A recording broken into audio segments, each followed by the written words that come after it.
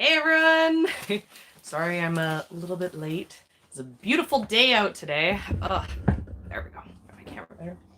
Yeah, so beautiful. It's all sunny and nice, and I didn't realize how late it is. And so I was a little bit late. But I'm here, and what I'm going to talk to you about today is William Dam seeds. And I'm super excited to show you all of these seeds that I have because this is like the majority of my seeds. This is my really big order. And this basically is the bulk of what I'm gonna be growing. Oh, my kitten. I got a little kitten assistant coming to disrupt everything. Yeah, this basically is, other than like a bunch of stuff that I had left over, like all this kale that I have from last year is like part of my plan. But this plus the lettuce that I was sharing with you guys last year is basically my farm. So I'm really excited. I'm really excited about this box of seeds. And then I'm sure all you guys will be excited because then I only have one last seed order to open up, and I have it. I received it, and it's my flower seeds. I know a bunch of you want me to get to that, so obviously I had to save it for last. And then maybe by then I can be on to actually growing things.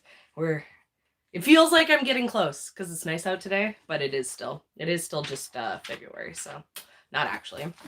Okay, so William Dam Seeds is the company that I'm opening up the box of today. I love this company. This is one of the companies that I've started buying from in the last couple of years, and I love them because they have a really, really good selection.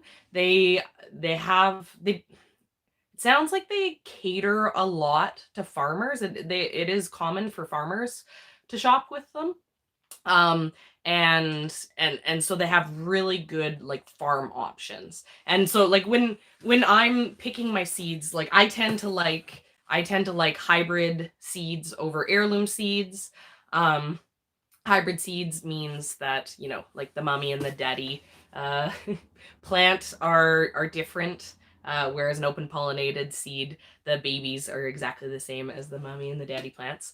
So they're a little bit more tricky to make, but you get the hybrid vigor. So you quite often get a lot of like disease resistance and then high production out of a lot of the hybrid stuff. And William Dam is, they're a Canadian company, so they're looking for varieties that grow good for Canadian growers. There's not going to, I don't have to be worried about anything needing to have like a really long hot season. Like if I was, might stumble into some tropical things in some of the American companies, everything's gonna grow good for me up in Canada. Yeah, and they have a really great selection. This is the place where I get my Dima zucchini from. The one thing that's bad about William Dam seeds, because I know that most of you guys, most of my audience is down in the States. I get stats for that, and about 60% of you are in the States. And they are a Canadian company, and they don't ship internationally. So if you're Canadian, like, yay, this is an awesome company. You should buy from them. They have really great prices, and they do the thing that I say. I keep talking about that, like, the way I decide if it's good to buy from a seed company is that they offer both small seed packs, but also big, massive seed packs. And so they're a company that does that. But yeah, if for everyone else around the world, the Canadian only, they don't do international shipping.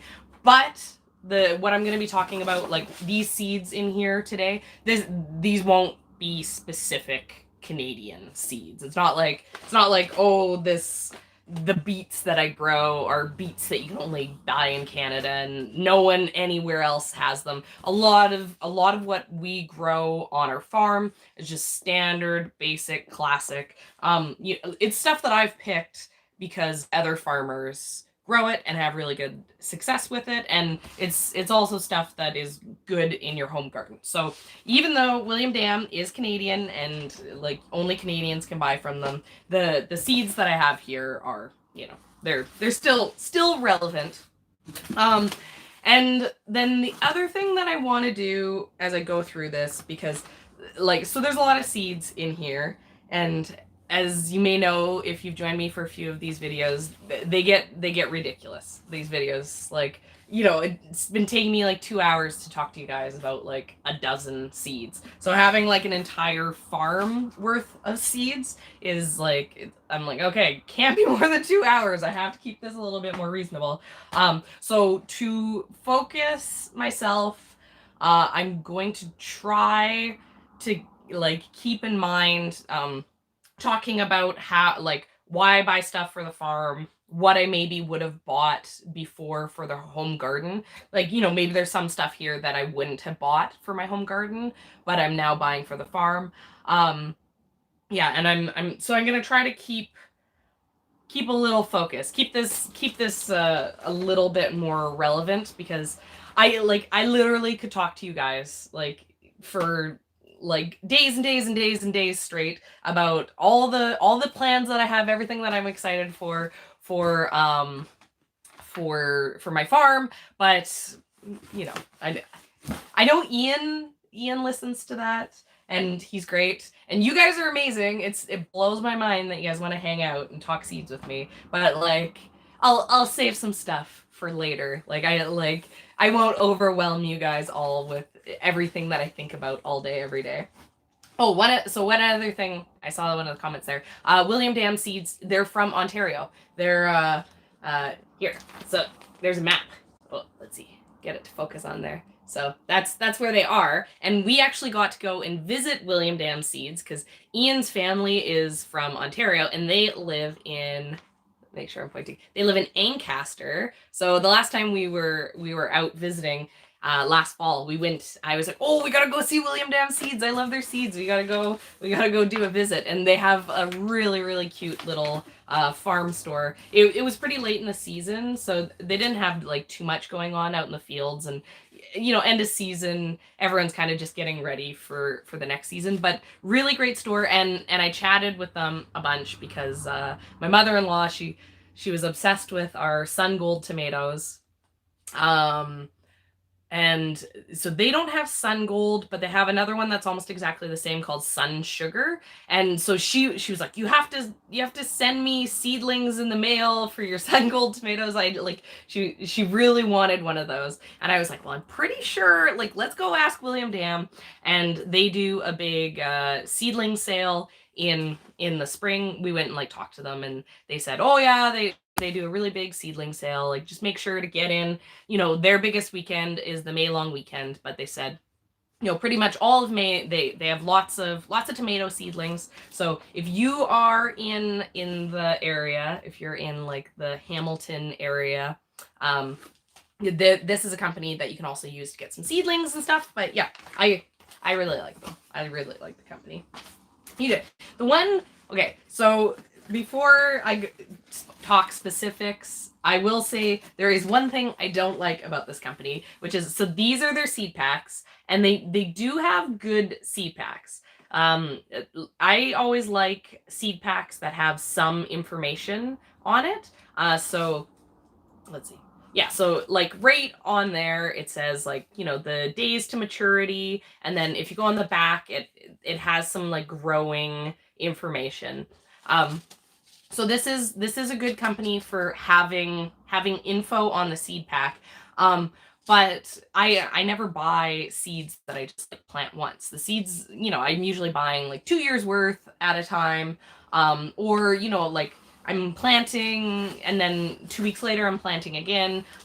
So the one thing I don't like about them is their seed packs. They are like a heat sealed. So to open this pack, you have to like rip the pack open. And then there's, it's not like it has like a flap like here, where find another company to compare it to. I have too many seeds here. Okay, here we go. Okay, like here's like a Johnny's seed. So they have like a little flap so you can like open it and then shut it again. Whereas the William Dam, you have to rip the pack open, and then when that happens, then you end up with this kind of thing that I have going on with my seeds, which is the seeds fall out and they get all mixed in together. So that's one bad thing. I'm not big on those packs, but I'm pretty sure they look like paper, but I'm pretty sure that yeah, I think May Long Week, like, I think they call it like May to 4 in Ontario. We call it like the May Long Weekend here. But I think that they line up with the States. It's kind of like end of May, mid end of Mayish. Yeah, I think that these packets are paper lined with plastic. And yeah, tape. I should do that. But like, you guys, you know how many seeds I have? Like, I have like 1,000 of these. If I had to tape them open and shut every time, I'll just give away my mystery seeds at the end of the season. I really need this year to come up with a better system for my seed sorting. Like, I should make a video about like good ways to sort your seeds, just to like force myself to to come up with something. Because yeah, obviously my system is bad because I have seeds spilling everywhere and I have these packets that like I can't reseal. But yeah, I think that the paper is plastic lined, and then I think that's like how it's able to be heat sealed, is that like the plastic is sealing up. So there is that gives it a little bit of waterproofing. Because like I'm always trying to keep my seeds in plastic bags. Like I've kept my seeds in a box, like how they came, like this. So last week I think I did West Coast seeds. And when they ship them in a box, they have all the seeds in a plastic bag. So you don't have to worry about like if your box got wet in shipping, because any sort of moisture on your seeds is like super, super bad, because moisture makes them germinate. And then if they germinate, then they will never germinate again. All your seeds are garbage. So I'm pretty sure that William Dam has like the plasticizing on the inside of their packets, and that's the reason why they're able to ship them like this, not plastic sealed. And so that is, a little perk for like, if I did have one of these kicking around and it was really humid, I know that it's protected from the humidity. Because as much as I have this horrible seed system, I am trying to make them stay good. Yeah, I'm not gonna tape them. If anything, I'd just get like, containers, and I'd dump them in. Like ideally, like I have tons of stuff like this, like these big bags, and like what I really should do is I should get some sort of like tin that I can open and shut, and they can be in there, ideally dark. Not like a see-through plastic.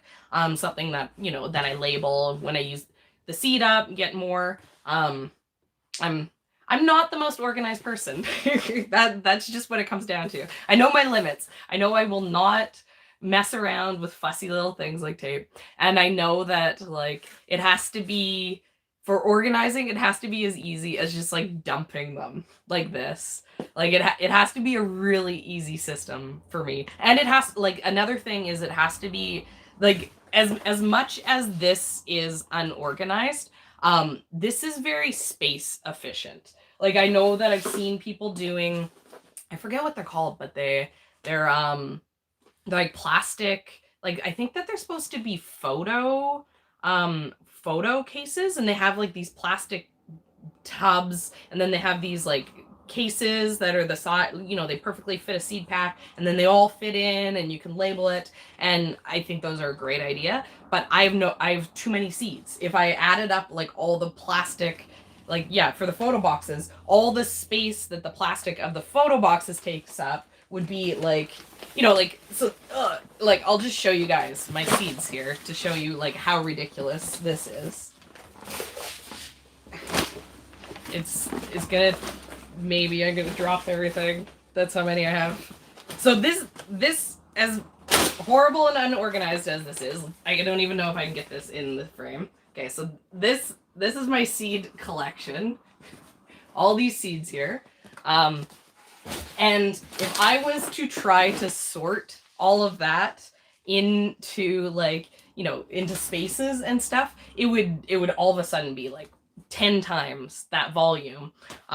Like you can see right here, like this box is like filled. Like there's not a lot of space in there. If I was gonna start to separate it into every little bit, it would, yeah. So I don't know. I need to come up with a better system, but I also need the seeds to not take up a huge amount of space. So, so yeah. So I'm gonna have to. I've been thinking about it for like a year and a half, because ever since I started the farming, the volume of the seeds got crazy, and then the fact that I do these like the seed starting in the spring, so then I have like so many packets, like like I have like 10 broccoli, like I counted my peppers. I have 20 varieties of peppers, and I have 40 varieties of tomatoes. It's just it's become so much, and I use it all regularly. So I need a system.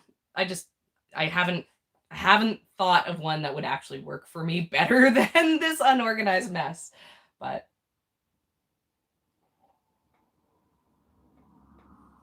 sorry, I didn't have all of my coffee yet today. I need to have one entire pot of coffee, and I've only had half of my coffee. Okay. I know that I could talk with you guys about how to figure out how to deal with this mess for a while, but we're not going to do that because I just said I had to be focused, and I'm already not focused. Okay, what I bought from William Dam Seeds. Okay, I pre-organized this in hopes of making this somewhat organized. I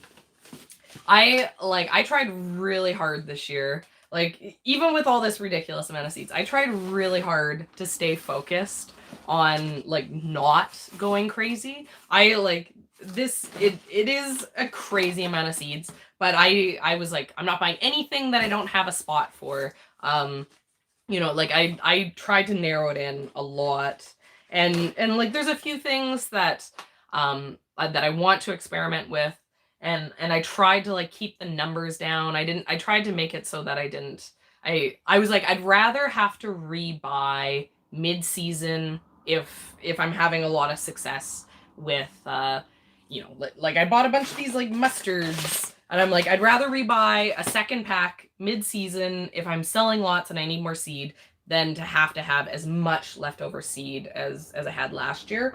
This year I really need to use up some of the seed. I try to make sure that I only keep my seed on hand for 2 years.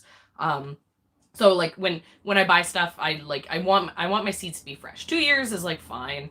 But when you're starting to get into like 3, 4, 5 years, that kind of stuff, and my bad organization system starts to lead to reduced germination rates. And one of the reasons why I willingly spend like lots and lots of money on, all these different seed companies is that, like I love the good germination. Like it's, for me, not having to fuss around with like double seeding stuff and all that is definitely, it's worth the money for me. So the goal this year is to use up some of the seed and then not have so much to have to deal with.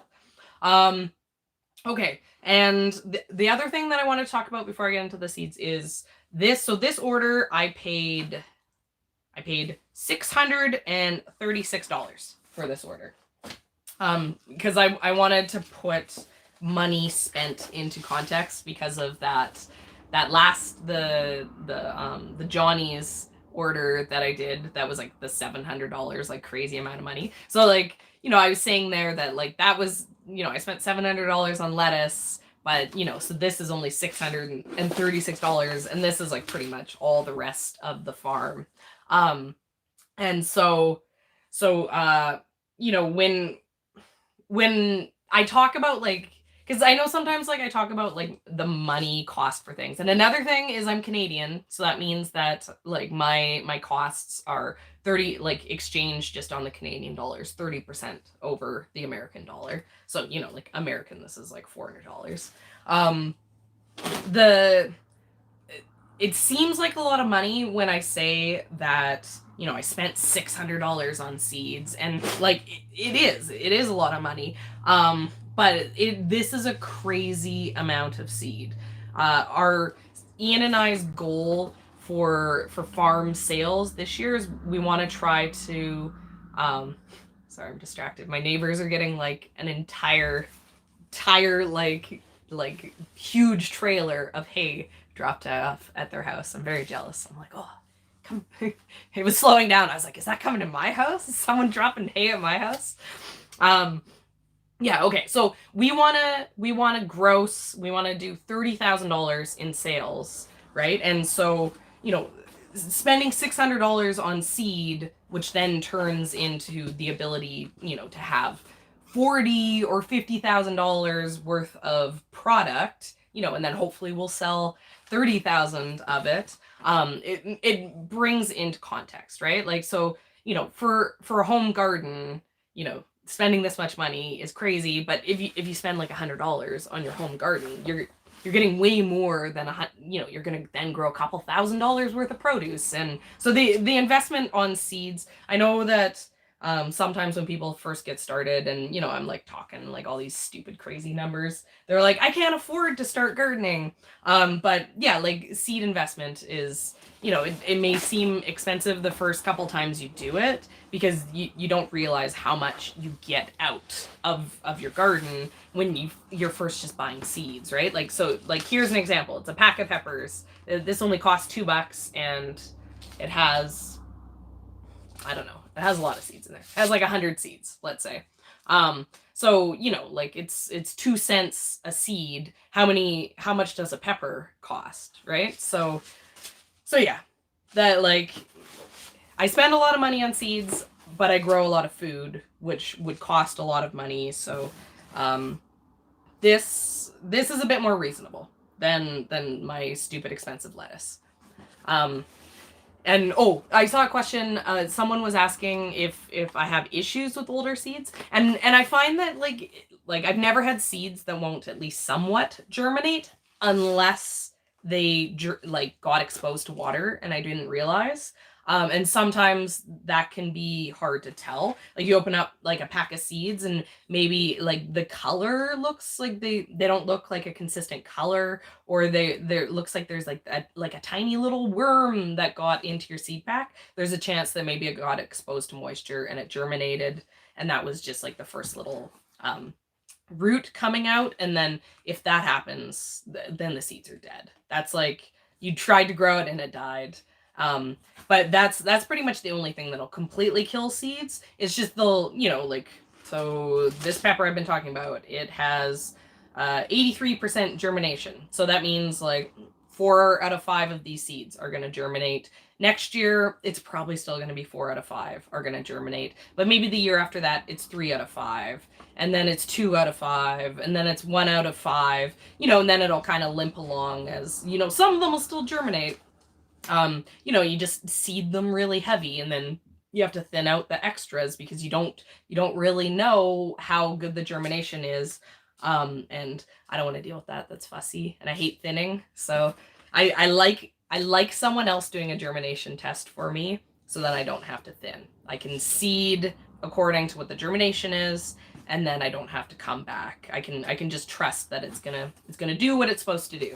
So that's why I like to keep fresh-ish seeds. Okay, let's talk about what I have. Okay, so peppers. I have a lot of peppers in here. This is good to know. I still haven't started my I have my seed rack set up, but I haven't started anything. But the first things that I can start are hot peppers. Hot peppers take way longer, and I didn't actually know. I thought I had all my hot peppers already, so that's good. I know this. That's good. It's so good that I go through my seeds and I actually know what I have, because I have too many and I get distracted. Okay, so I'm doing peppers for my seedling sale. I'll put some peppers into my greenhouse, but peppers aren't like a major aspect of my farm because I'm not very good at growing them. But I love growing peppers. So I have like all these packs of peppers here. And the reason is that I want to offer lots of options for my seedling sale. But before, when I was a home gardener, I would never buy packs of peppers. I just, I wanted one or two, like I wanted a jalapeno and I wanted 4 sweet peppers and I wanted one other, like hot pepper. And I'd go and I'd buy seedlings that someone else had grown for me. Cause like in my hand here, there's about $40 worth of seeds. So, if I was paying like $2.50, $3 per plant, like I could buy, a dozen plants without having to put in the effort and then have spent as much as buying seed packs. But I do like growing peppers. And I like the hot peppers take a really long time, so I like having something to play with my seedlings. So what I have in here is I have sweet peppers. I have California Wonder. Yeah, and California Wonder is like just classic green pepper, nice and thick. And then I have Ace, and this is a red pepper and it's really early. So for example, the California Wonder is 76 days and the Ace is 55 days. And the Ace is, sorry, I'm distracted by you guys talking. The Ace is really early, but the walls aren't as thick. So that's part of why it's earlier. It doesn't make as big and as heavy of a pepper, but it's really good for me up here in Canada because my pepper season isn't super long. So those are for my seedling sale, and I'll keep the leftovers for me. And then I have Crackle. This is like a chili. This one looks super cool. This is Maya. I'm into the hot peppers now. How cool is that one? I really like that one. Serrano. Is it? Yes, Serrano. I don't know if I'm saying that right. I grew this one last year. This was really good. It's kind of like a jalapeno. The flavor was really nice on it. I think I did this one too last year. Emerald Fire. This is a jalapeno again. I think that this one produced really good for me. Okay. I remembered I was looking for this and I didn't know where it was. I also got Hungarian Hot Wax. I'm excited about these. These are super pretty. From another spot, I got a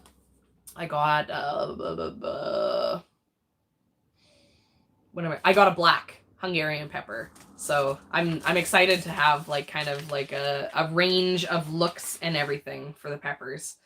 Yeah, so those are peppers that I got, and I need to put these not in this box because I need these. I'm going to be starting this week. I have to start them. Ian was back on the weekend, and he got he helped. We went shopping and we bought a bunch of seed starting stuff. Because I know last week I was saying that I'm going to get my seed starting going. So he's back, and then he was kind of sick, and so we didn't get as much done as I wanted. So I have the stuff set up. I bought my potting soil and stuff. I just haven't done any of the seed starting yet. But I will this week. That's my plan. So I know last week I was saying I was going to get a video going for you guys of seed starting, but this week. and you know what? It's good for me, the fact that I didn't get started, because I can start hot peppers early, but ideally March 1st is my start date. All of this other stuff is me being just keen to get started. So the closer I get, the better. Okay, so I see a couple of you guys saying that you missed the beginning. I basically just started sharing the seeds. I basically just talked about the seed company. And then me getting distracted stuff. Okay, so what I have here is William Dam is the seed company.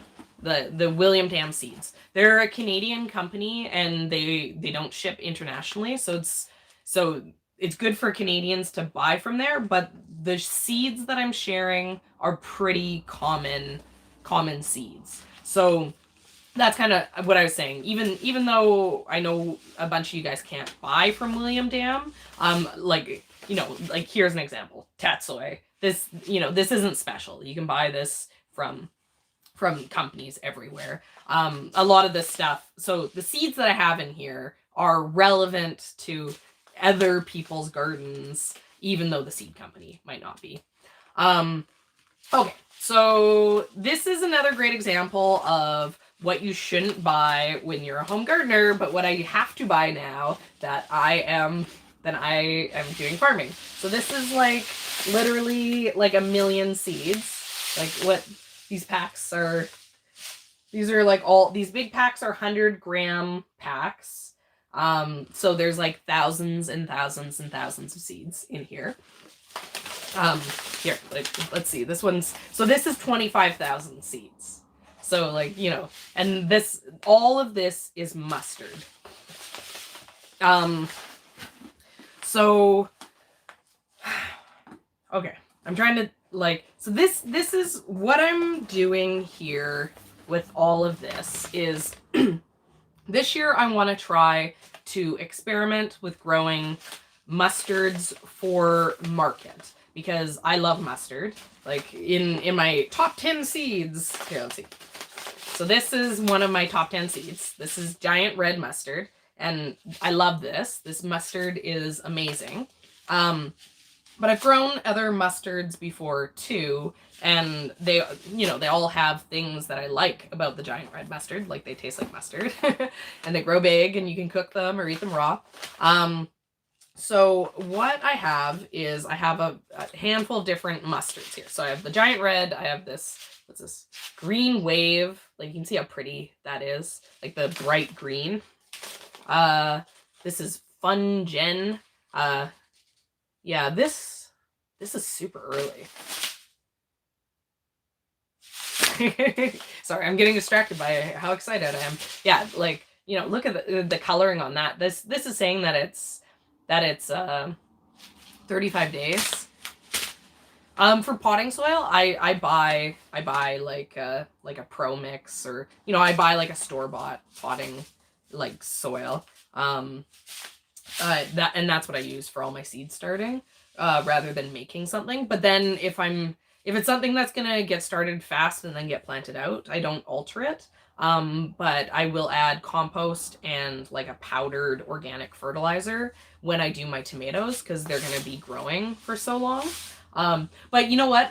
I'll make sure to talk about potting soil when I make my seed starting video, because that's a good point. That's something that I personally had a bunch of questions about when I first started doing seedlings for the seed sale. That you don't necessarily, it's hard to know what makes a good potting mix, but yeah, that's a really good point, that it's not necessarily just it's not as easy as just being like, buy this brand. It's more about like the things that you're looking for and what you need to do to make the, you know, a good brand even better. Because yeah, if I just straight up use the potting mix that I use, it's not good for everything. I need to kind of amend it. Okay, so here's the one other mustard that I have there, and like, isn't that beautiful? This mustard is like super frilly and like really dark. Like I've seen this grown, and like super beautiful. Okay, so I have all these mustards. I'm a crazy person. Why does anyone need like, you know, 100,000 or like, you know, 200,000 mustard seeds? Oh, here, there's one other one I forgot. Okay, this is tatsoi. So there's tatsoi. Okay, so I have all these mustards because I love mustard, and I think everyone else needs to love mustard as much as I do. And mustard is a cool season crop. So mustard is something that I can plant super early, like, you know, before my last frost. And I can get a really early harvest on it before, you know, other things start to come. So for me, for having the farm, because I want to have stuff, if I can have stuff to sell in May, like that's amazing. And so that's what the mustard's about. The mustard is, and then for a home gardener, this is also a really great thing. Like if you're kind of introductory home gardening, you start just like grow your favorites. Like, start them, like make sure to plant everything after your last frost. You don't want to have to fuss around with worrying about frosts. Grow your favorites, get a big harvest, start to enjoy it. But then kind of like after you've done that for a few years and you understand gardening, kind of the next step in your gardening is to start to experiment with like season extension. And so something like the mustards is a really great thing to start experimenting with, because this is something that you can put in really, really early. So you can start harvesting out of your garden earlier. And it's something also that you can plant that'll go past the frost.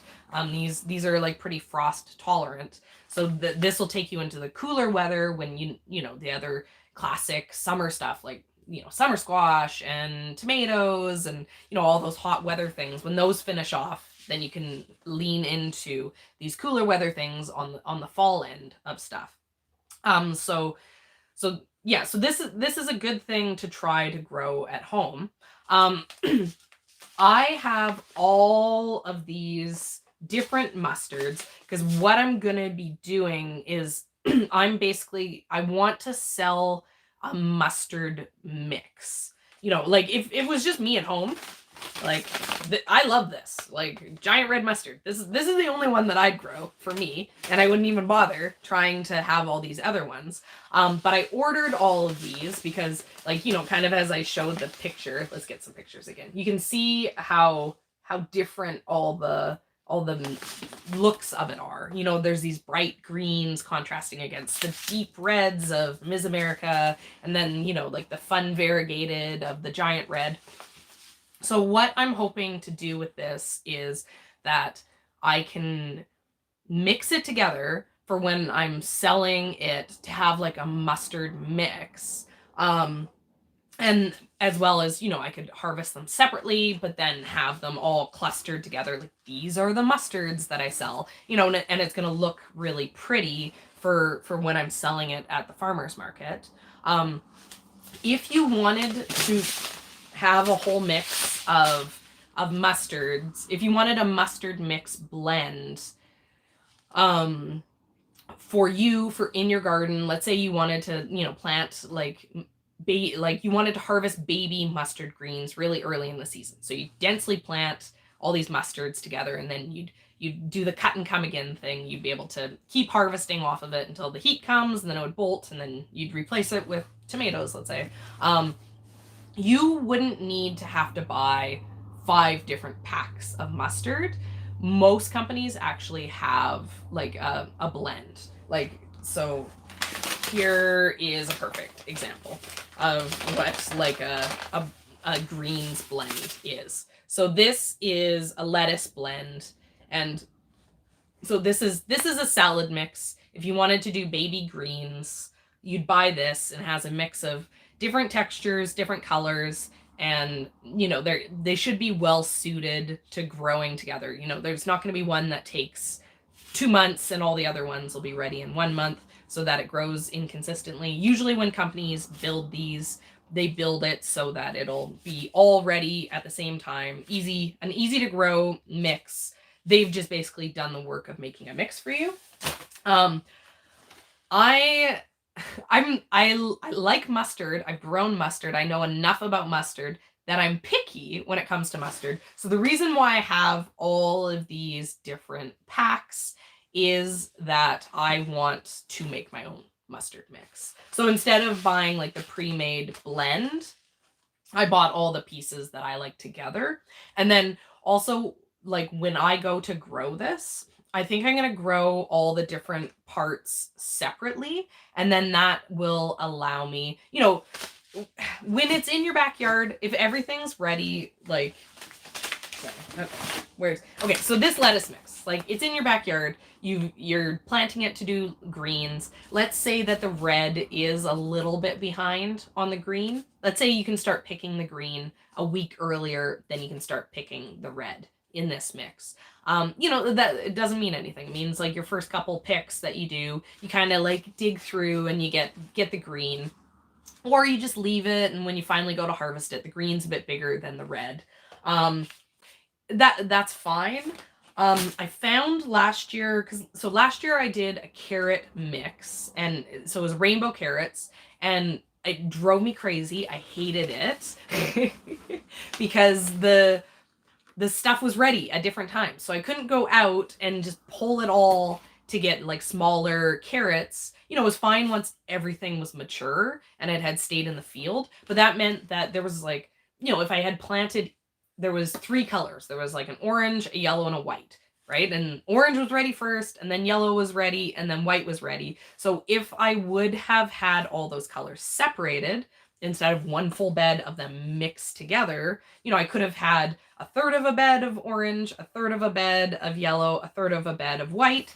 And then if the orange was ready, I could have started picking the orange, and slowly made space in the orange section as, and then when the other stuff came ready, but I couldn't empty out that entire bed until everything was ready, and then I started picking it. So I found that it was difficult for me to harvest because I had to sort through, and it was wasting space that I could have been replanting if I had all the varieties separated. So this year when I'm going to do the mustard, even though all the mustards are like super early, right? Like all of these are kind of 35 to 50 day seeds, but even that means 2 weeks difference, right? So if one of them could have been harvested out because it was a 35 day, and I could do a second planting to then be pairing it up with the 50-day mustard,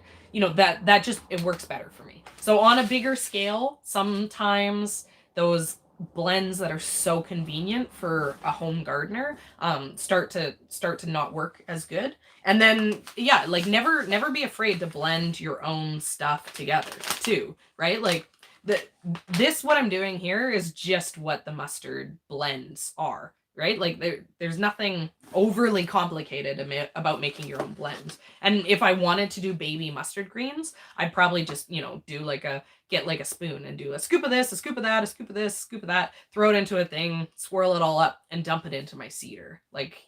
It's easy to make your own home blends. So yeah, so that's what I got going on with mustard. Very excited because I love mustard. Too many seeds. Okay, we'll put that over there because those big packs need to be somewhere else anyways. Okay, what else do I have in here? Man, there's just like a ton of greens in here. Oh, I'm getting excited. I've forgotten about all the stuff that's in here. Oh wait, last I have beets here, and oh yeah, the choy is so good. The choy is pretty common. I like, the one thing is that it's a hybrid. So there's going to be a handful of like seed companies that won't have it. Like choy, I don't think that like M.I. Gardner would have it, or Baker's Creek would have it, like places where they don't sell any of the hybrid things. But yeah, choy should be like, every country in the world have a place to get it. Okay, beets. So beets were my nemesis last year because I was sure that beets would be a good thing, and then they weren't.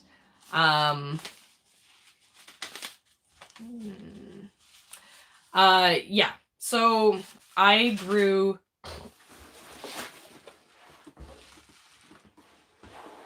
I grew a bunch. Yeah, I know. I'm like maybe their computer is messing up and they're making comments, then it's only just all of a sudden doing it. I'll give them one more minute before I'm convinced it's actually a bot. Yeah, okay, beets. Okay, so I was growing baby beets last year, and I thought that, yeah, no, it's a bot.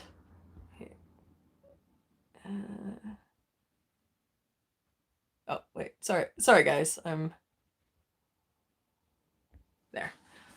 That should get rid of them. Yeah, it's just a bot. They're obviously like advertising their channel. to be able to make like relevant comments like that, but I muted them. Okay, sorry, beets. Okay, so beets was one, like I tried to keep, like, so, okay. I said I wasn't going to talk about my farm plan, but I'm going to talk about it a little bit. What my goal is to have I want to stay pretty focused. Like I know that like obviously there's a million things in this box and I have a million different seeds, but my goal is to only have kind of like, you know, 8 to a dozen things at any given time of the year that I'm selling. You know, I don't want it to have 100 different options at my farm stand, at my farmer's market display. What I'd rather have is like a focused kind of 10 options that I have lots of.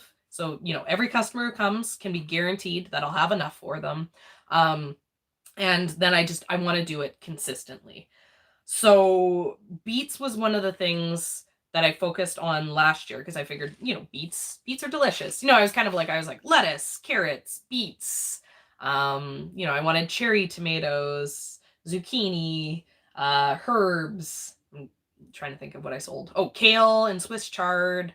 You know, and then flowers, and then in the spring I had like the bok choy and the kohlrabi because I didn't have my zucchinis and you know, and carrots and beets and tomatoes, all those things that kind of only get ready later in the season. So I'm still trying to do that this year. You know, like, and like obviously I just showed you this whole mix of mustards that I have. You know, and like I'm not saying, oh, I'm only gonna have each variety of mustard counts as like a thing. I'm saying, okay, I'm gonna have mustard. But yeah, so I wanted to have enough options that if someone came and, you know, like I didn't want me to just have greens, right? I didn't want you to come to my farmer's market and be like, oh, all you can buy from me is greens. Like that's all I sell. I wanted to be versatile enough that if someone came and they wanted to spend $20 with me, they could fill up a basket and have like, you know, the fresh produce for the week, you know, like enough that, you know, even though maybe it wasn't every single option in the produce store, you know, you could do your produce shopping with me and not just have one meal. That, you know, that was kind of my thinking. So back to beets. So I grew beets. I planted them really tight because I wanted them to be baby beets because I thought that like who doesn't want baby beets? And then I found out that anyone who buys beets doesn't want baby beets. What they want are big beets. No one would ever buy my beets from me. And I quite often, like, I thought my beets were a good deal. They were $3 for like a big bunch of, you know, it was like a dozen baby beets. It was, you know, it was like this big bunch and it like had all the greens if you like greens. But yeah, then people would come up to me. Yeah, exactly. Perfect for pickled beets or for fresh eating. But yeah, and then I'd have people come up and be like, look, I just bought this massive oversized beet and this beet only cost me $2. Like, and I'm like, yeah, but like you get a whole bunch of baby beets for me for $3. And they're like, no.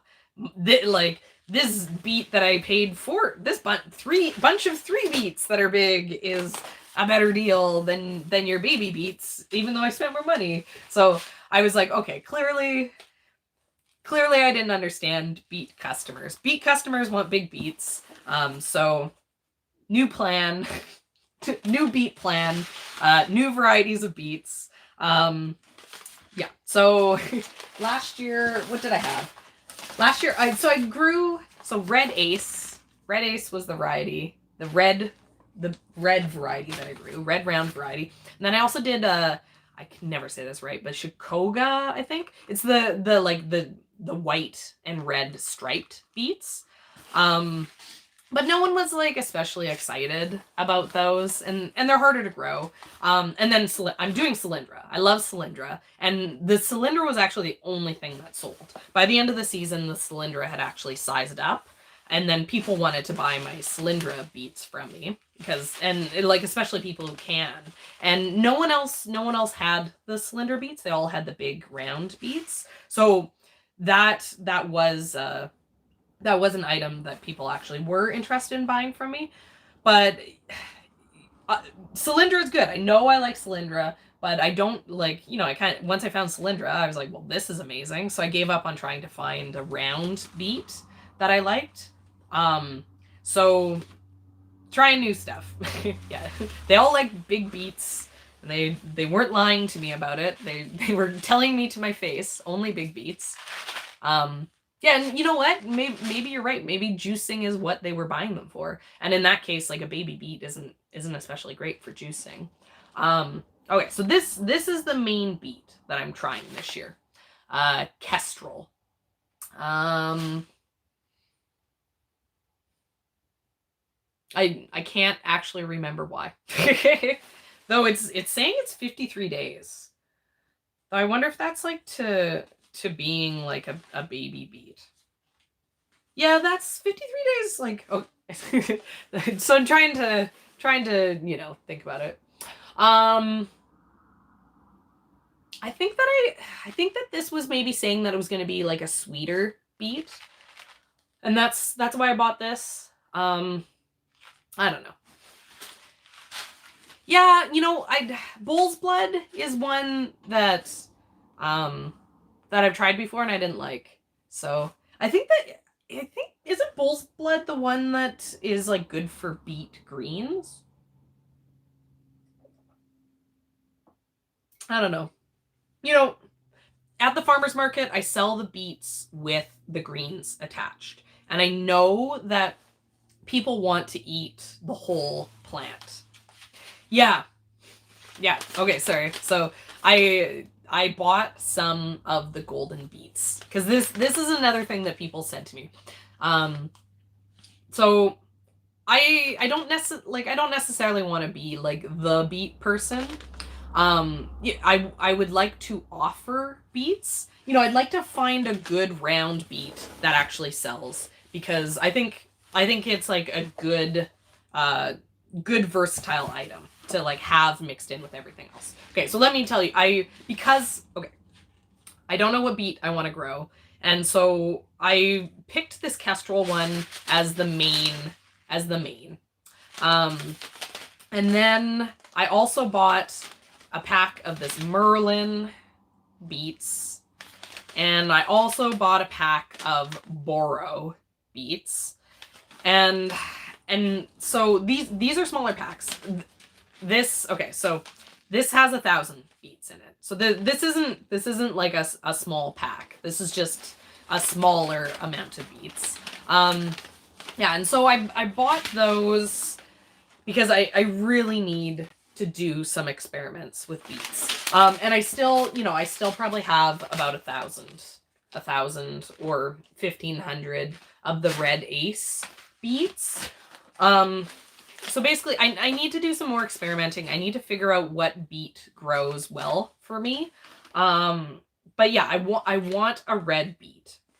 So I bought these for the experimenting. But then, yeah, when I talk to people about, yeah, exactly, it's baby beets for canning and for eating, but yeah, I can't grow them. No one wants to buy them from me. I think that restaurants are probably the market for the baby beets. But we've decided we're not really focusing on restaurants. We want to focus on direct to consumer. So we want to sell at the farmer's market, and we want to sell at our farm stand. And those, it's going to be similar customers, the farmer's market and the farm stand. So, people, they said they didn't want baby beets, so no baby beets. Obviously any of these beets, I can pick them small and have them as baby beets. So I'm sure in the beginning of the season, I'll be bringing some baby beets in to the market. We also had issues with our beets because we got destroyed with weeds in the spring, which, brand new garden, brand new farm. And so I think that our beets got really stunted because of all the weeds. We didn't weed them in time, and so I think our beets were really delayed. And so we weren't super early to the market. It wasn't like we were bringing our baby beets to market before anyone else had beets. By the time our baby beets were ready, people had big beets. And at that point, you know, so there's a chance we could sell baby beets when there's only baby beets, but if people have the choice between baby beets and full-size beets in our specific market, they want the full-size beets. Okay, and so then the other thing that people said to me is that they said, I don't like to cook beets because they make a big mess. The only beets that I ever buy are golden beets, because then I don't have to worry about dark red splatters getting all over my kitchen and it making a big mess and it staining everything. So people at the market specifically said that they like a golden beet. So you know, I bought a small pack of these golden beets. This is a touchstone golden. I don't especially like a golden beet. I find the flavor, like, you know, the flavor is good, but it's not, I don't like the flavor as much as I like for the dark beets. And the other thing too is it's like, you know, like part of what I'm growing for is so that things look good and they look distinct on my like farmers market display.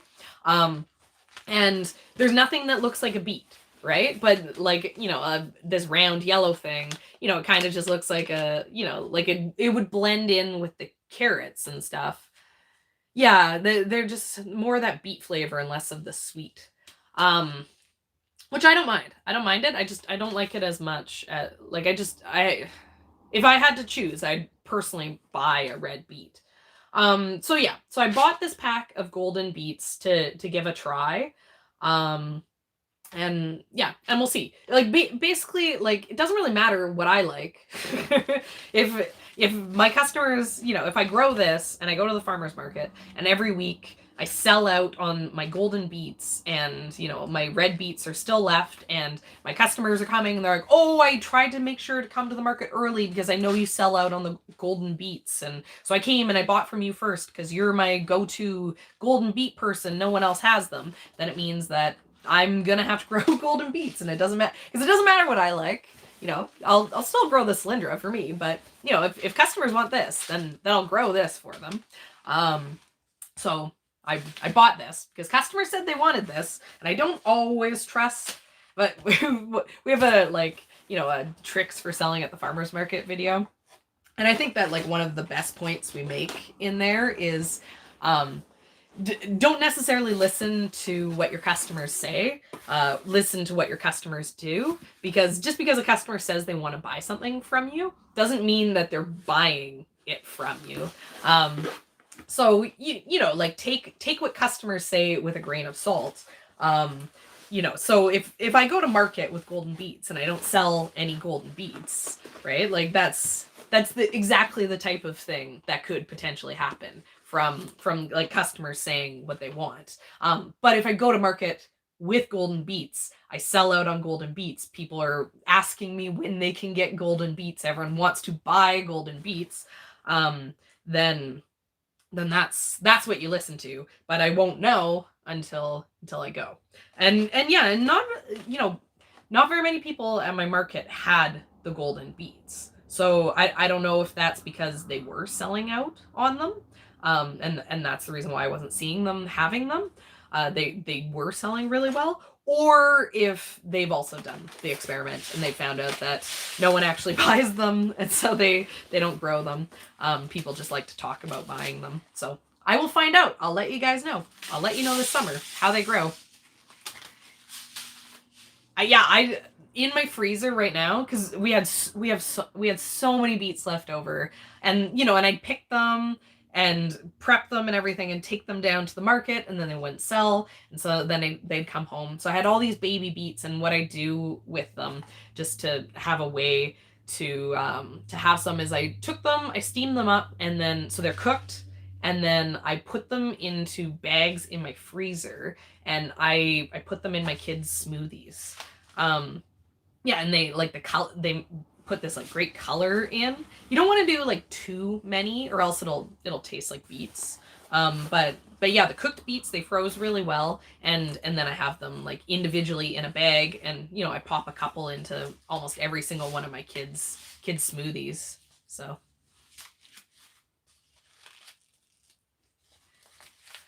Okay, more greens. Another thing, so spinach. Spinach is a really good seller, but it's spinach is hard for me to grow because the way our season goes is we have spring weather for like so kind of like risk of last frost for me here is beginning of May ish. I don't know exactly because I'm growing in a newer area, so I'm still trying to nail down the exact kind of range for dates. But yeah, basically beginning of May is when our risk of last frost is. April in Kelowna can be like really nice. Like April can be like really nice spring. Like you can get out there, you can start going, but then it'll still dip down at night. You'll still, get regular frosts at night, even though it's nice enough that you can work out there in a t-shirt and pants. During the day, it'll be like 20 during the day. The problem with Kelowna is so you hit this like May, beginning of May, there's no more risk of frost. And then what happens is it goes straight from that to like, it's hot.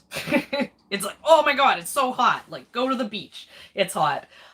So Kelowna isn't the best place for growing all these spring crops, like the mustard greens and the choy and spinach and even lettuce, because that kind of transition from like the cooler, steady spring days into that peak of heat is what makes all those spring crops go to seed, bolt.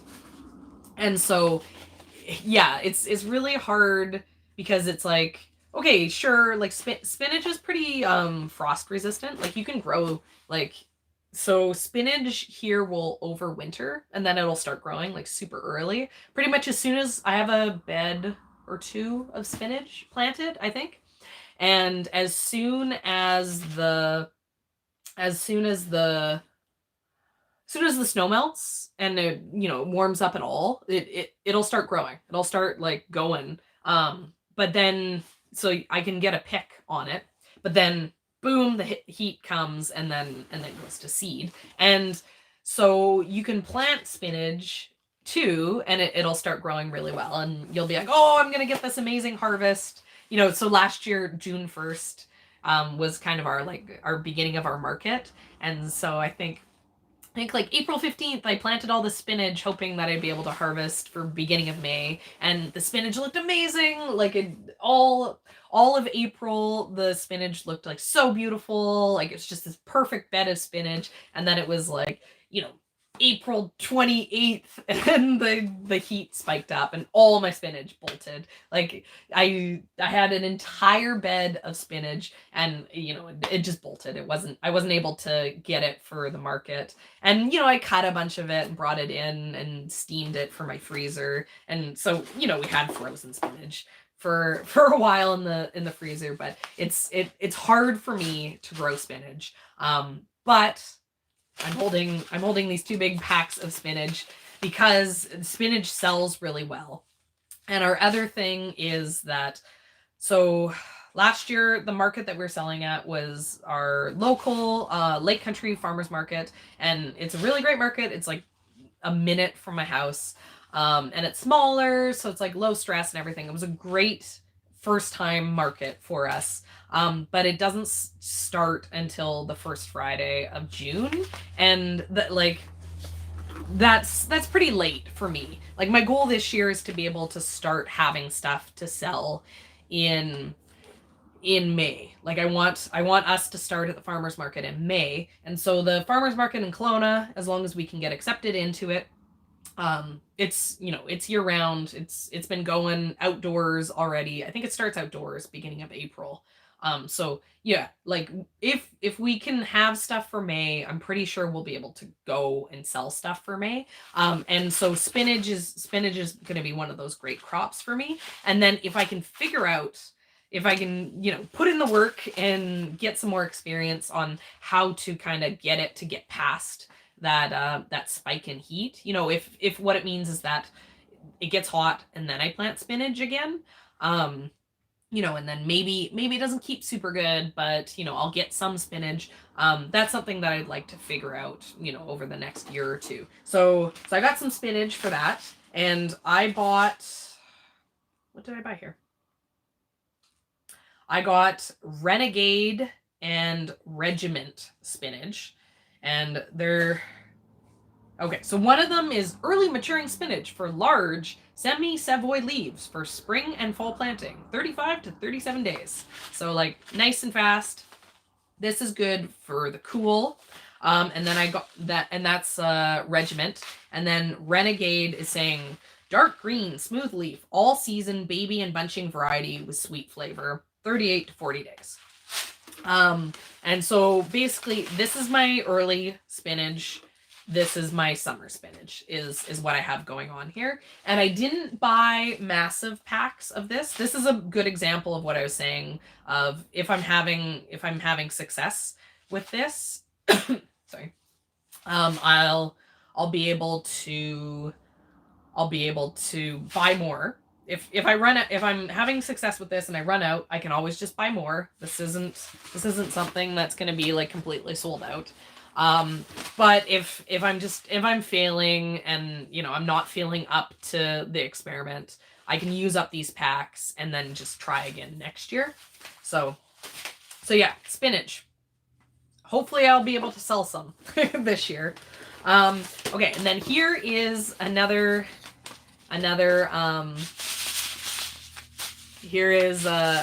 green that we wanted to have last year.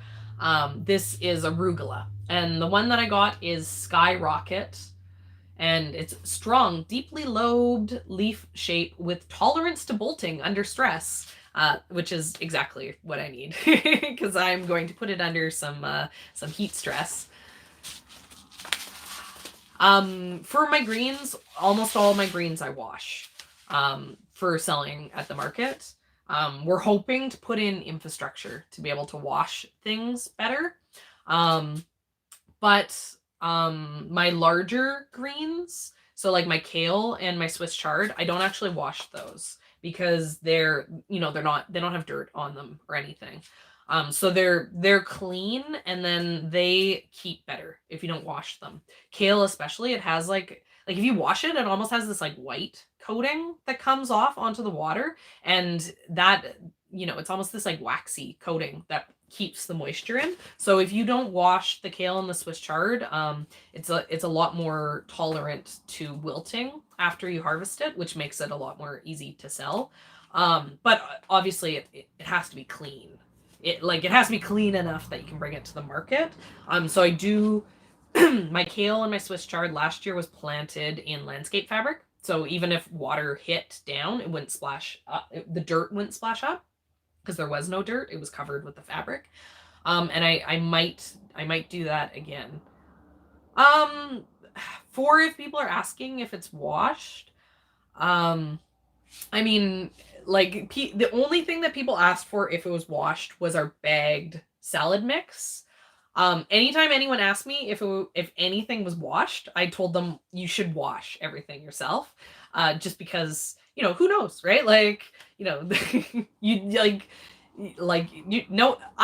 doing my best not to poison people. Like I put a lot of thought into not poisoning people. But the reason why lettuce is getting recalled all the time is it's really easy for stuff to get contaminated. And the reason why lettuce is the one that's always getting recalled is it's not the lettuce that's contaminated, it's the water that they're washing the lettuce in that's contaminated. Like all it takes is you have one head of lettuce that has bacteria on it. You dunk it into the tub of water with all the other lettuces, and now every single other lettuce has been exposed to the bacteria. So I tell everyone to wash everything they buy from me because I'm paranoid and I don't want anyone to get sick. I don't wash anything because it's I eat it straight out of the garden. Like my kids literally eat the dirt at my house, and we use nothing. like we use like organic fertilizers and stuffs, and like yeah, like a lot of that's like coming from chicken poop. So like, you know, maybe you don't want to eat that. I'm sure there's like lots of things in it that are bad. Um, but yeah, like I advise everyone to wash everything, just for safety. But at the same time, I can't bring anything down to the market that looks dirty because no one's gonna want to buy it. It looks bad. Um, you know, it's a merchandising thing. Um, it's the same.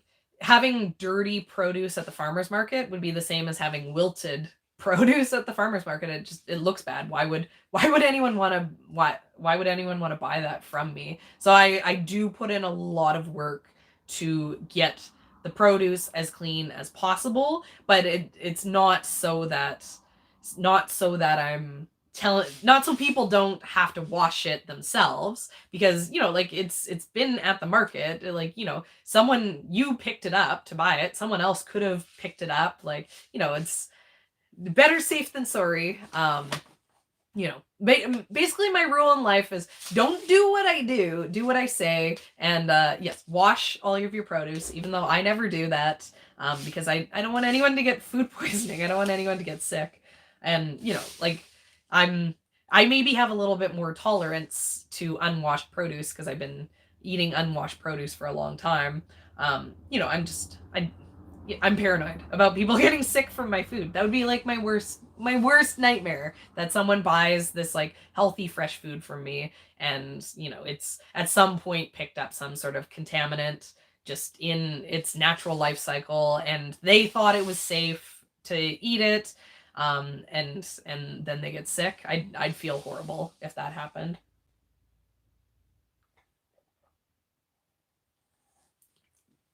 Um you know, like I said, I don't wash my produce, so I don't actually necessarily know the best way to wash produce. I mean, they say that you should use, like, you know, soap and water to wash your produce, the same as like how you wash your hands. Um, when, like, I know one thing that I do need to do, like, as a farmer, I need to be cautious about the water that I use for washing my produce. um I so we have two sources of water at our house. We have farm irrigation, and we also have our residential water. And they come in two different places, and I've always been very cautious to make sure that the water source that I use for processing and washing my veggies for the farmers market has always been the residential water, not the farm irrigation, because I wanted to be 100% sure that it's treated water. Whereas if someone is on a farm, let's say they have a well, let's say that, you know, they're doing water catchment to wash their produce, or their irrigation water is non-treated water, the advice is that you should be um, adding like water treatment to the water that you're using to wash your produce, because you want to make sure that you're using clean, safe water for washing your produce. Um, During the season, we actually did eventually find out that our farm water is treated water, so all of the water that is coming onto our property is all, you know, like, safe to drink water. There's no water that's coming onto our property that is not safe at all. But we did have one time where there was issues with our city's water. They had a major line break, and they had a boil water advisory, and that happened before we started our market. But it brought up, you know, issues of, if we did have any sort, if our municipal water was to experience a boil water advisory while we were selling at the market, we would then have to do like water treatment to that water to wash it for the market.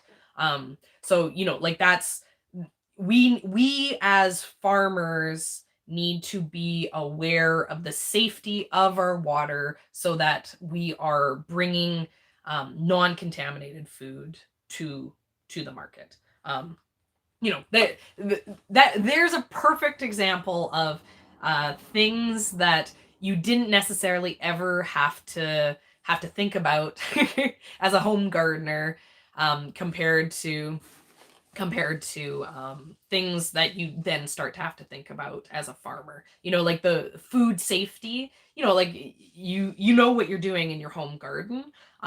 You know, and there's risks that you're willing to take in your home garden that you are fine for you personally, but they're not necessarily risks that you should make the decision to make for other people when you're a farmer. You know, like just I have a healthy digestive system that can handle, you know, small amounts of bacteria, but I don't necessarily know as a farmer that all my customers do have that. And so food safety is definitely one of those things that I didn't ever have to think about, but I thought about a lot last year. You know, another good example of us thinking about food safety is we like at the farmers market, what we use to merchandise at the farmers market is we have these stainless steel trays that we bought from like a restaurant store. They're called steamer trays. They're, you know, if you go to like a all you can eat like restaurant, smorgasbord, like or like catering, when they have the trays in the warming pans of the food. There, so we bought those trays. um it's, yeah, and beyond insurance, I don't want anyone to get sick, even if my insurance covers if they do. But yeah, so I have these stainless steel trays. That's what we use to merchandise everything at the farmers market. The reason why I have stainless steel trays is, you know, lots of people use wood, and I was really concerned about the food safety aspect of wood, because wood is a porous material. Bacteria can get inside of it, and I didn't necessarily want my produce touching the wood, that I'm then like, I didn't want to be merchandising in wood because I was worried about the food safety aspect of merchandising with wood. If I was going to do like, you know, a wood display, I'd probably line it with fabric, and then every week I'd wash the fabric, because the fabric is another thing that's like porous, you know, like a tablecloth. Like a tablecloth is great, like to merchandise on top, as long as you're washing and using fresh tablecloths. Because if your tablecloth got exposed to bacteria and then you never washed it ever again, every single thing that you put on top of that tablecloth would potentially be being exposed to that, you know, dangerous bacteria. So, you know, like I'm like I said, I'm paranoid about poisoning people. I really don't want to do it. Yeah, and I think that these are questions that bigger farmers have to answer, and sometimes these are questions that smaller farmers don't realize that they just don't think about it. And so like there wasn't a lot, like I had a hard time finding food safety information for small farms. There was lots of food safety information for like bigger, more like industrial farming. But yeah, I'd be interested in there being being more food safe information that was, you know, more digestible for small farms. And, you know, I think it'd be relevant information for, you know, even like home gardeners and stuff. Because one of the best things about having a home garden is getting to share your food with people. And, you know, maybe some of the people that you're sharing your food with are elderly or children, like people with like, you know, compromised immune systems that, you know, food safety is an actual concern for. Yeah, well, we're definitely, Ian and I like have been talking about it.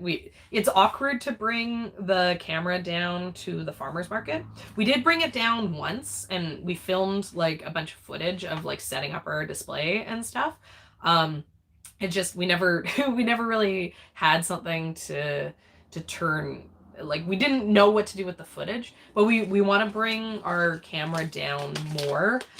We have lots of stuff on Instagram from last summer. Like I made sure, like we shared lots of pictures and little videos of our market display on Instagram because, you know, we'd have our cell phones in our pockets.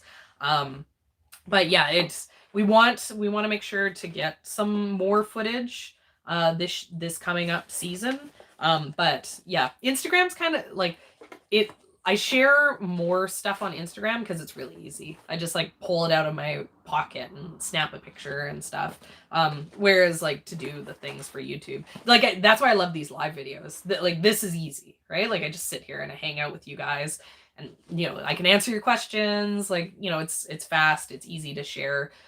When the weather's nicer, Ian and I'll like, you know, do a live video and we'll like go walk around and like show things. You know, that's easy. It takes a lot to put the videos together, so that's why there isn't as many of the videos, and why there isn't videos on like every single thing ever. Is just it's a pain in the butt. It takes me forever to make videos. That's why that's why I haven't made one in, you know, like what, like 2 weeks now. Okay, time is running out. And I've literally, like I said, I've talked about nothing. I'm horrible at actually getting through this stuff. Okay, so arugula. I wanted to grow this last year. I thought I bought it. I didn't, so we didn't grow it last year. This is, if I can have arugula, this is like a really good seller in our market. But it's like the spinach, what I was saying, it doesn't like the heat, and the fact that we go straight from the heat into the cool makes it hard for me to grow. So it's in the spinach. It's in the list of things I need to figure out how to grow, but I haven't yet. Okay, so here. Okay, so more greens. I have a couple lettuces. So this is Mirror, and I talked about this a bit when I was talking about my my Salanova lettuce. My $700 lettuce. This is a lettuce that people who don't want to spend all the money on Salanova really like. This is a lettuce that has a lot of the features that the Salanova has, like crispy, crunchy, like, you know, lots of moisture in the leaves. And it's supposed to be good for the heat of summer. So yeah, people love this. I'm gonna give this a try. It's hard for me to imagine that this is gonna like blow Salanova out of the water, but it is cheaper, and you can buy this from people other than Johnny's. Like, so for example, this is 1,000 seeds, and I paid $17 for it. You know, that's obviously pricey for lettuce, you know, because this pack here probably has 1,000 seeds in it, and I paid $2 for it. This is pelleted, so it's easy to grow. But yeah, if this lettuce is really good, I might start introducing it as another option. But yeah, so I bought it because I want to give it a try. You know, I don't have to pay customs to get it from Johnny's. I don't have to pay the like stupid $65 shipping. You know, like William Dam has really affordable shipping, and it's about half the price of the Salanova, and it's still pelleted. So, you know, this might be an excellent option for you if you were really tempted by my Salanova, and then you went and you looked at Johnny's website and you were like, no way, not doing it. Mirror, it's good in the heat. And then, you know, I sell lettuce seedlings for my seedling sale, and it sells really well. And then I also wanted, so in the spring the lettuce grows a lot easier here. So these are two other ones that that I thought look good. they looked a little bit different from some of the other ones that I have. And yeah, so red sail and Australian yellow. They're just two other, I have about 20 lettuces that I do for the seedling sale. And those, like, the colors will punch against the other ones.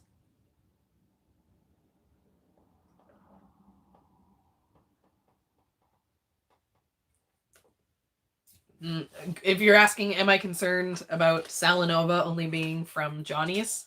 Not especially, because I love it and I pay $700 for it. They have like a patent on it, which is the reason why they're the only one who has it. I'm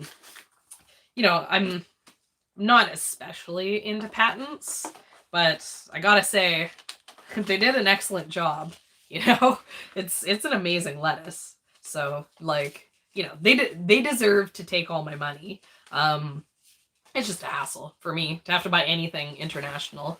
I'd prefer to buy everything domestic. So, it would be nice if it wasn't Johnny's specifically who had the patent. It would be nice if it was like a company who had the patent, and then they sold it to many seed companies. But I'm not gonna boycott them for it, because it's worth the money. The Salanova is expensive, but it's worth the money. Okay, so here's another one. This is part of my market, like my market plan. This is kohlrabi, and this variety is a kohlrabi. People in my area don't grow this. Everyone around me grows the green kohlrabi. I grew this last year, and when other people at the farmers market have kohlrabi, they're really big. They're like these big, massive kohlrabis. I was selling this as like a smaller, as like a little baby kohlrabi, and I was selling this in the spring, and then this was like along with the choys. This was like one of my main spring things that I sold, and then like I cropped them out and I didn't replant them in the summer because I had, this was part of my spring line. It wasn't a full, same with choy, I only grew it in the cooler season. So here's another example of home garden versus farm decisions. If I was to grow this in my home garden, I wouldn't buy this variety. I would do what the farms are doing, and I would grow the green one, because I couldn't get these to grow as big as the varieties that they had that my neighbors with the green were growing. Mine were a lot smaller. They never got really big. If they got really big, they actually got really tough. So I only ever sold these as like smaller baby ones. But I bought purple again because I don't have anything. Everything is green in the absolutely everything that I have on my table in the spring is green. I don't have a mix of colors like I do into the summer. So for me, the kohlrabi, even though it doesn't grow, the kohlrabi, the purple kohlrabi, doesn't grow as good as the green kohlrabi. But the fact that it like looks distinct from the other things that I'm selling, it makes it valuable to me for my farm and my farmers market display. Like it worked really well to get attention in the spring. So yeah, I like it. I'm excited to grow it. But maybe the green one's better. I do have chard. Like I didn't buy it because I still have it left. So I grow two types, well, technically three types of chard. I grow bright lights, which is the ones with the stems, but the leaves are still green on the bright lights chards. You got a red stem, a yellow stem, like a white stem, but you still have you still have the green leaf. So it gives a little punch of color, but there's no purple. And then the other thing about chard is, so Bright Lights is the colored one. I also then grow Silverado, which is a green, and it's a more compact. And then, what's the name? It's like a really big one. I can't remember the name off the top of my head. But then I grow these 2 green chards, and the flavor, yes, that's it. Ford Hook Giant. You read my mind. The flavor on the green ones is way better than the Bright Lights. So I found that I had regular customers at the farmer's market.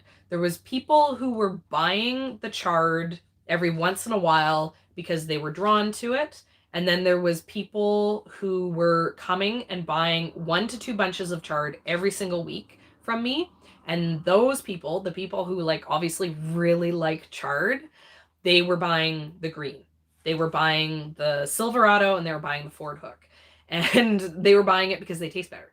The flavor on those green charge is like way nicer than the Bright Lights chard. So you know, the person who likes chard because they like to eat it, they knew that the green chard had a better flavor and they were buying for flavor. The people who, you know, wanted to mix things up were the ones who were doing the impulse buy on the Bright Lights. And if someone asked, and I sold out on, you know, the Bright Lights almost always sold out. It like, so, and if people asked me, they were like, oh, which one tastes better? I'd be like, the green tastes better. And like quite often people would ask me, whoa, which chard do you prefer? Which like one tastes better? And I'd be like, the green is tastier than the colored one. And then they'd buy the colored one anyways. So, you know, there's value for both, right? Some people want the look, some people want the flavor, and you know, they're both good customers for me personally. And as for kales, that's the next thing that I got here. So last year I grew 3 types of kale. I grew like a dinosaur kale, and then I grew a purple kale, and then I grew like a green kale. And the dinosaur kale, it didn't sell as well as the frilly kales. And like I don't blame people. I find that these aren't that big. If you want to see a lot of kale, here's a lot of kale. This is like 1 million kales. This is for baby. This is for baby kale. This is for full size kale. Okay, I'm going to talk about these a little bit because these are exceptional kales, and these are kales that even, okay, here, let's talk a bit about money. Let's talk about seeds that are worth it for a second. Okay, so here's this kale. This is red boar kale. So this kale, super beautiful. If you've seen my Instagram, you'll see my Canadian palm trees. It just keeps growing up and up and up, and you pick the bottom leaves. And this kale gave me tons of kale all year long. Like this is what I'm going to be selling at the farmer's market. This red boar, and then I also bought dark boar for the green one. And so these are the really good, planted in the spring, pick off of it every week. It just keeps growing and growing and growing. And then it just keeps growing up too, which makes it really easy for me to harvest, for the farmer's market. It's not gonna start sprouting out of weird spots. The plants stay really neat, really easy for harvesting. Nice strong stalk. I don't have to worry about it getting knocked over and broken and having to replace my plants. These are excellent kales. These are beautiful kales. Like the color on the red boar, super, super dark. It looked really, really nice on my farm stand. But So let's talk about money for a second. Let's talk about why sometimes it's worth spending some money on seed. Okay, so beautiful kale, looks amazing on my farm stand, grows really well, grows all year. Is strong enough that it has a lot of like pest tolerance. Kale's like gets like really buggy for me. It's hard in the heat of the summer for the kale. This like didn't, nice, good, like grew good in the cool, grew good in the heat. This packet of seeds has 250 kales in it, and it cost me $19. Okay, so that's, like what is that? That's almost 10 cents a seed for this kale. That's expensive kale. I like highly recommend this kale. I think it's worth all the money. Here's my bag of like 1 million seeds. This is a literal pound of kale seeds. This is a red Russian kale. This bag of kale cost me $34, and this is like a crazy amount of kale. I have this, like, why did I buy Red Boar? Why did I spend another $20 on Red Boar when I could just grow this? And the reason is because this is better. I have this big bag of red Russian kale because I'm gonna try to do some baby greens on this kale. So this is super cheap seed. So I can plant this, and like, I can plant crazy amount of it, grow it until, it's just starting to grow, mow it down, and sell it for, sell bags of it for $5. And then till it up and do it again. And so this bag of seed will, keep me having these little bags of a baby kale. This red Russian kale is an excellent candidate for the baby kale, right? And I think that it's pretty fast to baby greens. I've never actually done it as like a baby kale before, because I don't like kale that much. All my seeds are going everywhere. Yeah, so I can make money doing baby kale on that. But this red boar kale, this 250 seeds of red boar kale is, I'm going to plant it once, and then I'm going to pick off of it all season. And, I do, when I sell the kale, I do bunches of about 10 leaves, maybe 8 if the leaves have gotten really, really big. And I sell those bunches for $3. So, and then I don't have to do the work. It's really fast to pick. So yeah, so even though this seed is really expensive compared to the red Russian, it's going to provide me with a different product than what the red Russian is. And for me, it's worth the money. And also, like I'd say to to bring it back to home garden, like I never minded spending some money on expensive seed for my home garden, because the thing I always said about my home garden is the most expensive input in my home garden is the cost of land. Like, I was in an urban area, like just owning a house that had a yard that had a garden was like, every year that I had a garden there, instead of, all my neighbors who like literally built second houses on there, it's like every year I could have been getting, $1,800 a month in rent out of my backyard. Instead, I had a garden. So for me, to spend $20 on a really nice kale, that's going to grow really well for me is, still worth it for a home gardener. But yeah, so these are 2 kales that I really like as summer kales.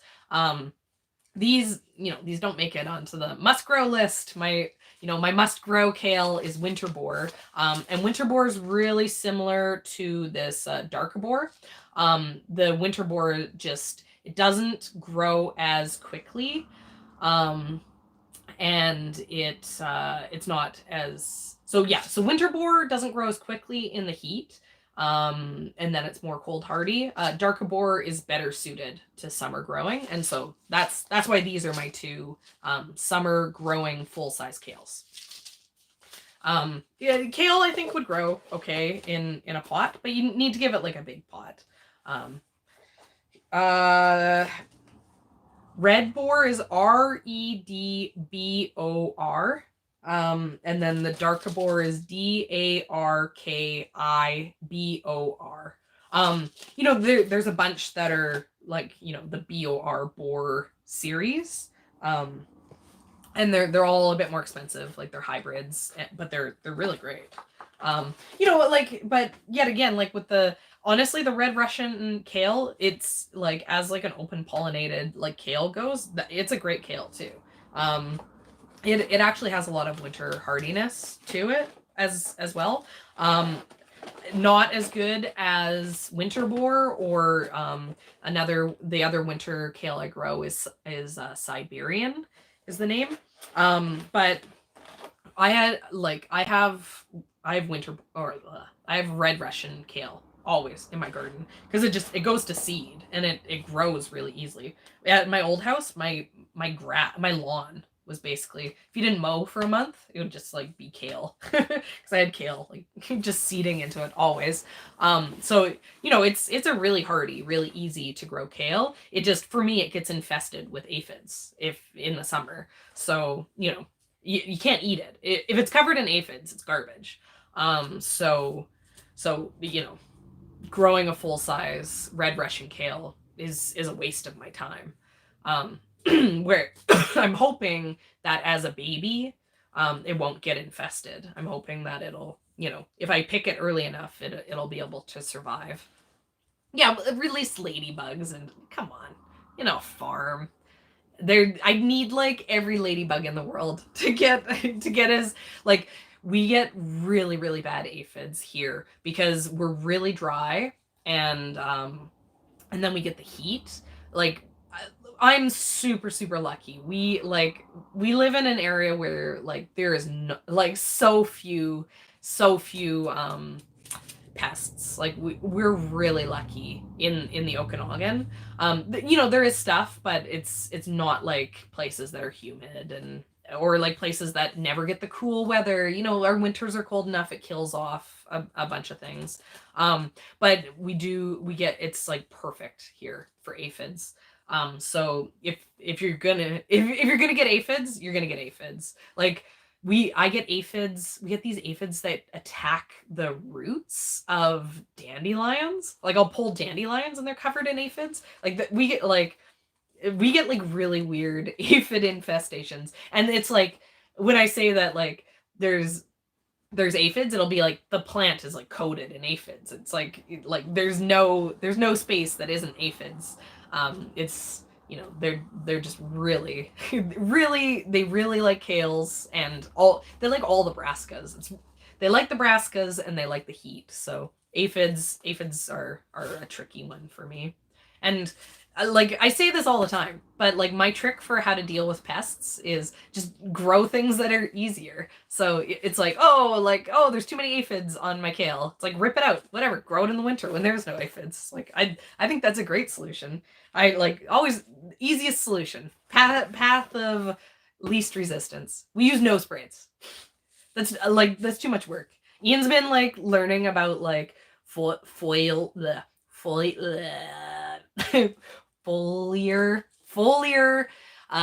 fertilizers. He's like, oh, did you know that like seaweed makes a really great foliar fertilizer and the plants upkeep it. I'm like, no spray. And he's like, no, it's like it's not bad. I'm like, no spray. The reason why I'm no spray is it's too hard to spray anything. I don't want to spray fertilizers. I don't want to spray pesticides. I don't want I'll spray water. That's my limit. I'm like, we'll put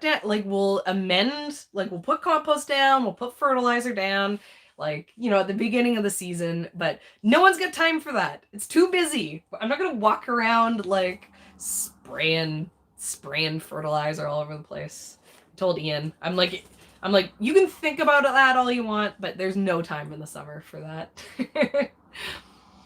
Okay. These, I'm super excited about these. Mouse melons or cucamelons.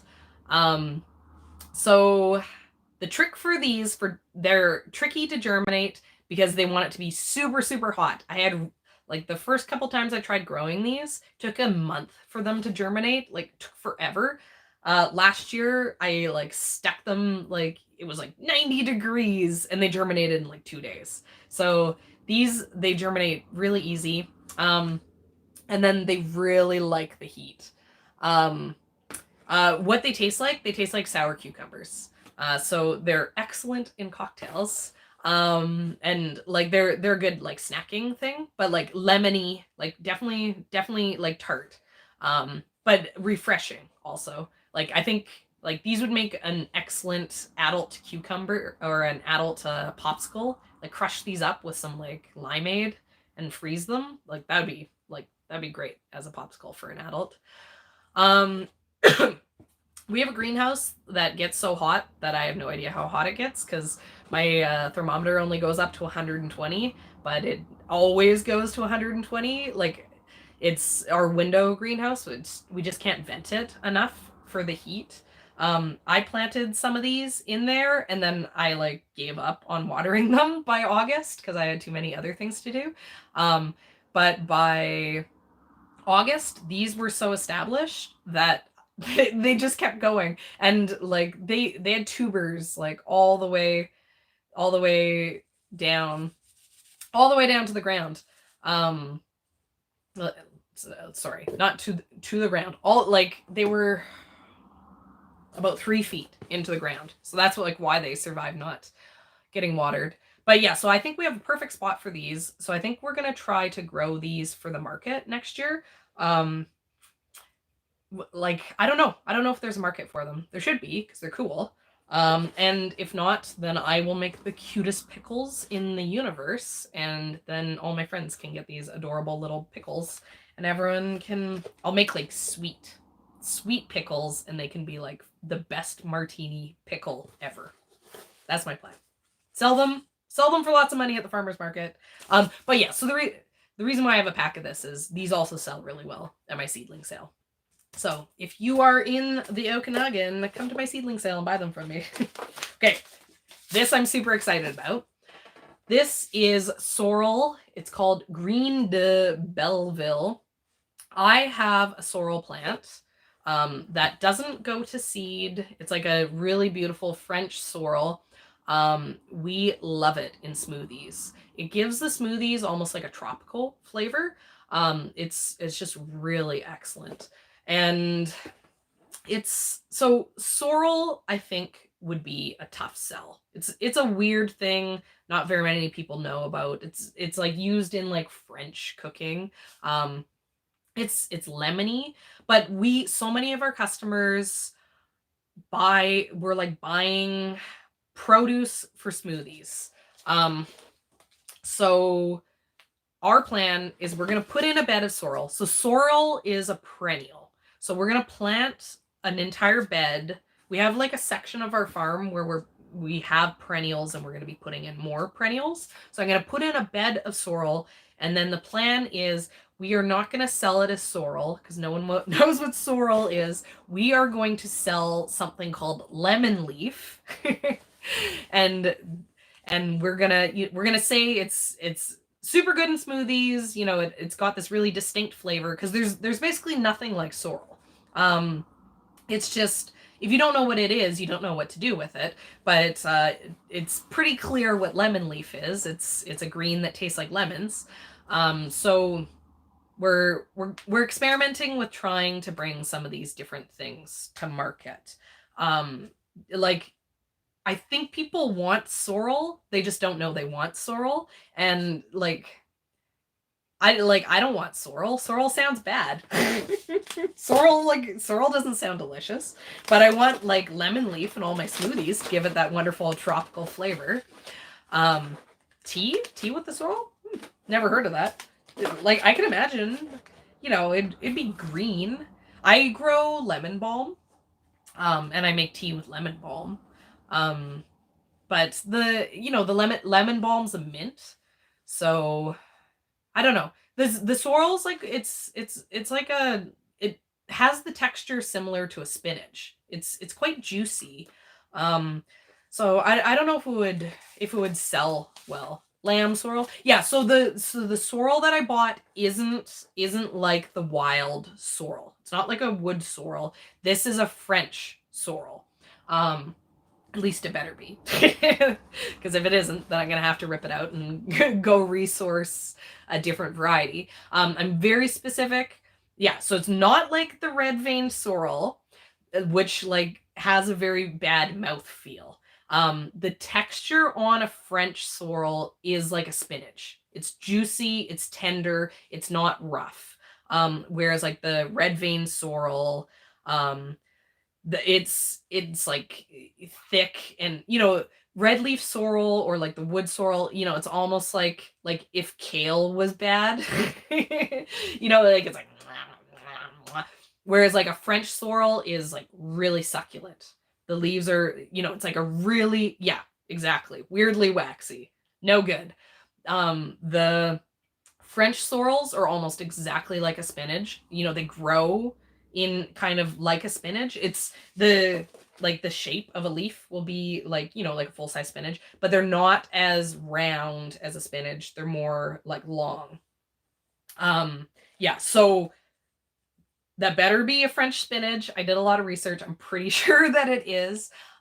Because yeah, the other ones are gross. Very picky about greens. Like if you want to eat like a tasty wild green, do dandelion greens. Dandelion greens are great, especially in the spring before they flower. But yeah, I'm not a huge fan of sour greens. I like French sorrel as a sour green because it has the lemony flavors, and it's also like it's lemony. It's not like off like some sour greens are. It's a really nice flavor. You just My guess is it doesn't keep well, right? Like you don't find it in the stores. But yeah, my guess is it doesn't keep it's not shelf stable. And that's the reason why like people you don't see it for sale anywhere. The other thing about the sorrel is so it's perennial.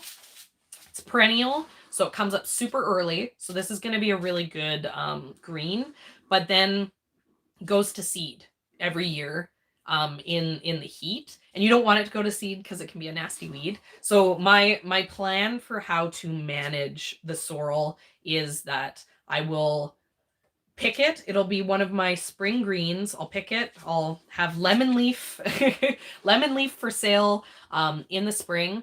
Then when it starts to go to seed, probably like at the same time that all the rest of my stuff goes to seed, when we start to get nice hot weather, mid-May, probably I'll start to go to seed. My plan will be to take a lawnmower and literally mow down the entire bed of sorrel. It's like a weed, so like I'm gonna abuse it is my plan.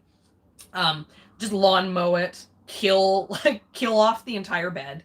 And then I will let it regrow, and then I'll probably be able to start harvesting it again for a second harvest in, like let's say maybe July or August.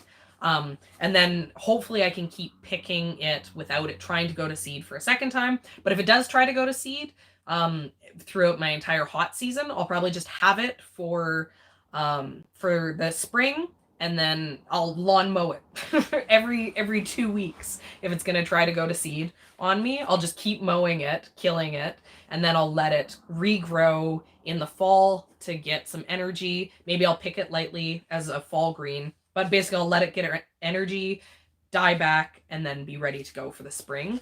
But I'm willing to give a bed of it, a perennial bed of it, as long as I can sell it. If I can't sell it, I'll replace it with something else. But I'm gonna give it a couple of years. Like people need sorrel in their life. They just don't know.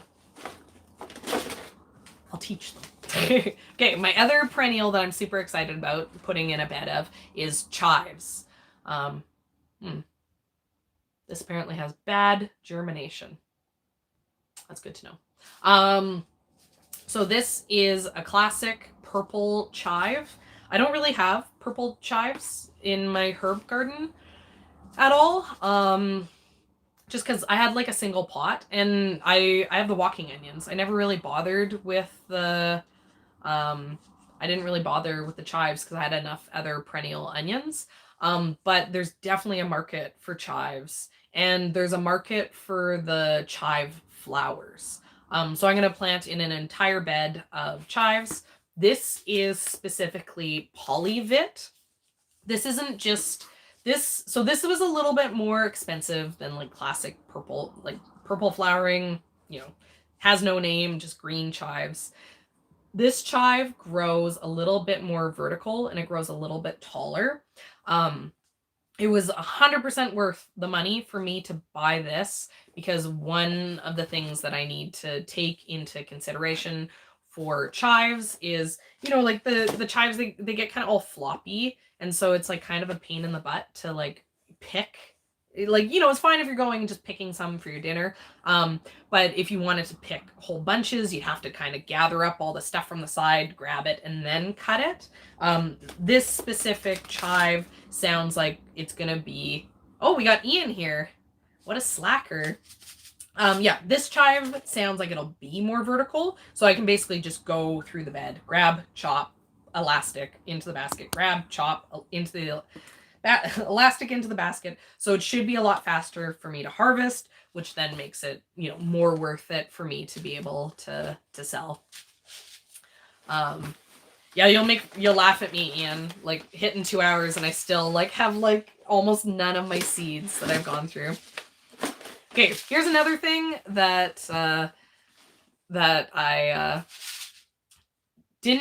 I wasn't able to grow last year, but we're super excited to have for the for the farm this year. This is like a white baby, a white turnip. So Hackeri is the variety of these like little turnips that is like people in our market know it by name. They're like, I want Hackeri turnips. Like they know what they're asking for. They want Hackeri. William Dam didn't have Hackeri for some reason. This is what they had.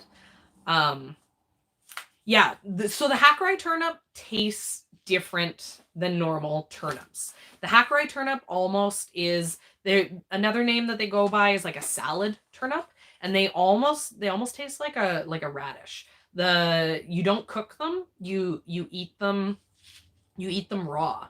And they're really juicy and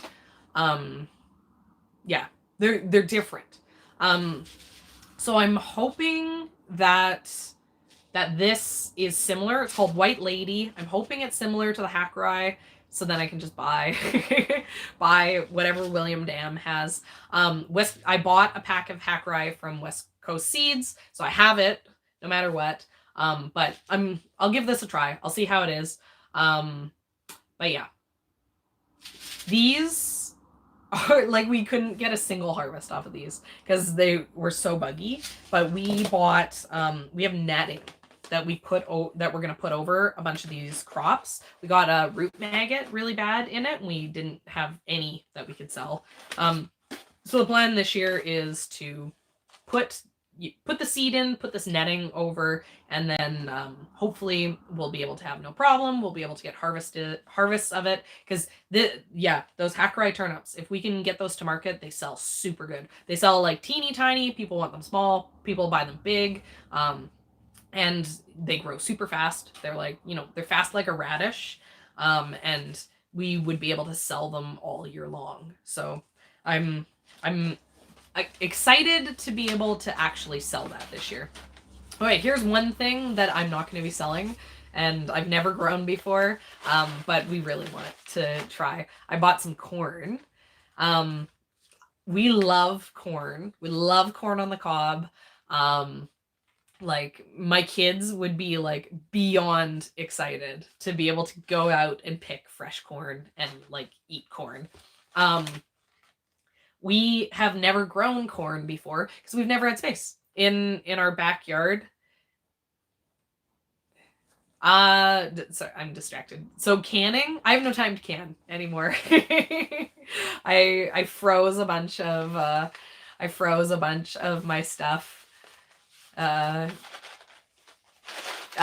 froze a bunch of my leftovers last year because I had no time to can. I have like an entire freezer full of tomatoes, and I'm hoping in the next couple of weeks that I'll be able to can up some of my tomatoes to empty my freezer. But yeah. I like canning. I like doing it. But I don't know that I'm ever gonna be able to can in the summer ever again, just because it takes so long to get the canner going, and I have I have an hour every day of free time in the summer. Okay, so corn. This is the first time we've ever had space for corn. For corn, you need to you can't just have one or two. You need to plant like a block of it because the corn, they need to like pollinate each other. So I'm super excited. I'm excited to try corn. And there's a good chance that at the end of the season, after like we eat our corn, we might actually be able to sell the dead plants. We'll be able to sell the I could cut and dry the dead corn stalks and sell them for fall decor. So this, we'll be able to eat corn, which is going to be amazing. As long as I can grow it. Who knows? I might mess up on it. But yeah, might be able to eat corn and then sell our garbage for money. How amazing would that be? That's everyone's dream. Money for garbage. That's my dream, at least. Okay, you guys have heard me obsess about this. Choy. Only choy I'm growing this year. This is my favorite. I bought 2 packs. I have 2,000 seeds. That should be enough for this year. They went from it's not garbage if I sell it, then it's money. William Dam, they had 1,000 pack of choy, and then I think they had like a 5,000 pack of choy, and I'm trying to get through some of these seeds. So 2,000, if it's going well, I might. How many? Okay, sorry, I'm just doing some mental math. A bed of choy is 400 heads. So I'm hoping to plant 2 beds of choy in the spring, maybe a 3rd bed, and then I want to have another planting of choy in the fall for like end of like fall season growing. So I think that this is going to be the perfect amount of choy. And then Ian, there's going to be choy for you. It is a lot of choy. We love choy though. The other thing too, I know I have like a video where I talk about choy. The choy is really great because the choy you can pick as these like little heads. You can pick it as a baby, or you can let it get full grown and it becomes this really big head. So the choy, I can plant an entire bed of it at the same time. Oh, and it holds in the field really nicely. And it can withstand some of our heat. So yeah, I could plant an entire bed of choy, pick them as these little baby heads to start bringing them down to market, start selling them really early. The rest of the bed just keeps growing, keeps getting bigger. I keep picking as the plants get bigger, and I can, keep selling it that way. So an entire 400 heads of choy is a horrible idea for your home garden. If you are a home gardener, what you want to do is every 2 weeks, you want to put a couple more seeds into the ground.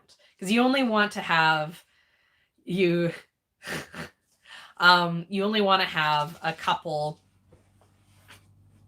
Oh, you're starting your Salanova already? Okay, sorry. I'm getting distracted. We still have so many things and it's 2 hours. I can't go past 2:30 because then I have to get ready to get my daughter. Choy. Home gardener, every 2 weeks, put 10 seeds into the ground. And that way, every day you can pick a head of choy. Choy, so great for me as a farmer because I can put 400 heads into the ground, and then they have like I could probably have about 6 weeks that I could harvest it, right? So at, you know, I grow the seedlings. I have them as seedlings in seed trays to about 6 weeks. I put them into the ground.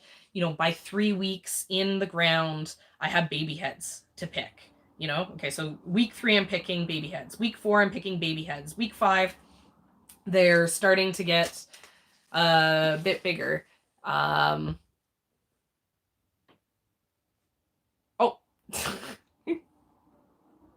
Sorry, guys. All right. Yeah. Okay. So week 4, baby heads. Week 5, some medium-sized heads. Week 6, some medium-sized heads. Week 7 and week 8, I have full-size heads, but I don't have to replant that bed. And so that makes it easy for me to just, like, you know, keep going without having to replant every time, because I have to be planting all these other beds. Yeah, so it's a little bit different how you do it when you're a farmer, and the value of something. Oh, sorry, I was like, oh, someone driving into my house. The value of. Okay, so the value of something that holds in the field that's something that you don't have to really think about as a gardener, because if it's something that doesn't hold in the field, right? So if when it's ready, you have to pick it. You make sure to not plant too many of that thing. But for a farmer, having something that holds in the field has value, because so here's an example. So it's June. The farmer's market, you know, it's starting to pick up. There are people coming, but then all of a sudden you have a week and it's really rainy. And so I know that there's not going to be as many people coming to my farmer's market that week. People don't like to come out to the outdoor farmer's market on the rainy week. So I plan for that. I pick only half as much choy as I normally would pick. That means that I left half the choy in the ground. If it was radishes, you got to plant them every week, because they have a very small window. They have like a 7-day window of from when they're ready to when they're garbage. So if I have a week where the farmer's market's slow, I don't have the option of leaving radishes in the ground to then sell at the following farmer's market. I have to take them out. I have to do something with them. If I can't sell them, you know, leaving them in the ground isn't an option. Choy, an example of something that holds in the field. This is something that gives me a little bit more wiggle room. So when I'm planning my farm, I don't want to have too many things like radishes. You know, here, another example is the turnip, the hack rye turnips. They're super fast, but when they're ready, they're ready. Like they're not going to hold in the field. You know, so you want to have a mix of stuff. You want to have stuff that is fast, it comes out, you plant it every week, and then you also want to have some stuff that is, you know, just gives you a little bit more ability to pick it at your leisure. Because if everything is something that, you know, you need to be really on top of, any mess up on it, you know, if I had a radish farm, like, you know, I'd have to be very strict about my time schedules. There's no, oh, I'm sick today, so I can't do it. It's, you gotta be doing it. So for me personally, it's nice to have a mix of some stuff that, you know, I don't have to be as strict on. Here's another example of something that'll hold in the field. Carrots. You know, carrots is something that I plant a whole bed of, and then I can pick them as I need them. I don't have to, you know, if they're all ready at a certain point, but they'll keep for, you know, a month or 2 or 3 or 4 or all winter, hopefully, because I have a couple beds of carrots that I'm hoping to pick when the snow melts. But yeah, so, you know, it's nice to have some of the things like this. So this is the carrot that I'm going to be doing in the farm this year. I have 2 varieties. I don't know what my favorite carrot is because I've only just started growing carrots because I didn't ever want to give them the space in the past because I just had a small garden, and so I was like, let someone else grow my carrots for me. Um, this is I bought this. This is called Mokum. This is really fast. It's 36 days to baby carrots, 50 days to full-size carrots. It's supposed to be, like farmers talk about this being a really good carrot for at the farmers market. It's not massive. Doesn't become like one of those, big, huge, like, oh, it's like as long as my arm, gets like this thick. They'll keep to like a pretty reasonable size. And the flavor's supposed to be really nice on it. Sorry, getting distracted.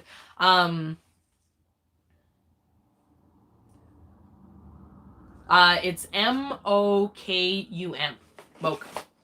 Mokum. Yeah. So I want this to be my carrot because it's so fast. The early carrots sold super, super good for us last year. The variety that I planted last year is Scarlet Nance, and it did really well. I planted it really tight, so they never really got bigger than, like a large baby carrot. And then all Nance style carrots have like a rounded end, so they don't have that spike. So that makes them have a really nice look for a baby carrot. The problem with the Scarlet Nance is that it's 76 days. And so that is that's a lot longer than 50 days. So what I'm doing this year is so we've sold carrots really good. I think we're going to sell even more carrots this year because we're going to be selling, Mokum, because we're going to be selling carrots in more places. So my plan is every time I go to plant carrots, I'm going to plant 2 entire beds of carrots. I'm going to plant 1 bed of Mokum carrots, and I'm going to plant 1 bed of Scarlet Nance carrots. And then the plan is that these aren't pelleted, these are just loose seeds. But I'm going to be planting with a Jang seeder, and I'm going to buy a wheel specifically for carrots. So it's going to be really good precision planting. It's an expensive tool, but it will plant carrots accurately for me. And I want my carrots super tight too. So it's okay if they're heavier planted maybe than, what they recommend, because I don't want my carrots to get big. So by planting the 2 varieties at the same time, the hope is that the Mokum carrots will produce first. The Mokum will be ready. I can start picking out of the bed of Mokum carrots.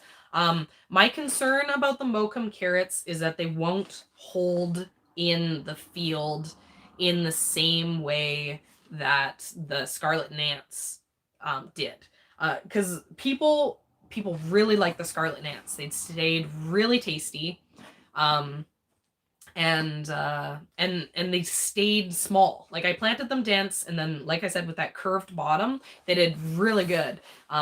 So I sold them like crazy. They did really good. I would like to have them earlier. The earlier I can get carrots, the more carrots I can sell. So if by doing this Mokum, I can get carrots 2 weeks earlier, because these should be ready 2 weeks earlier. That means that I can harvest 2 weeks of Mokum.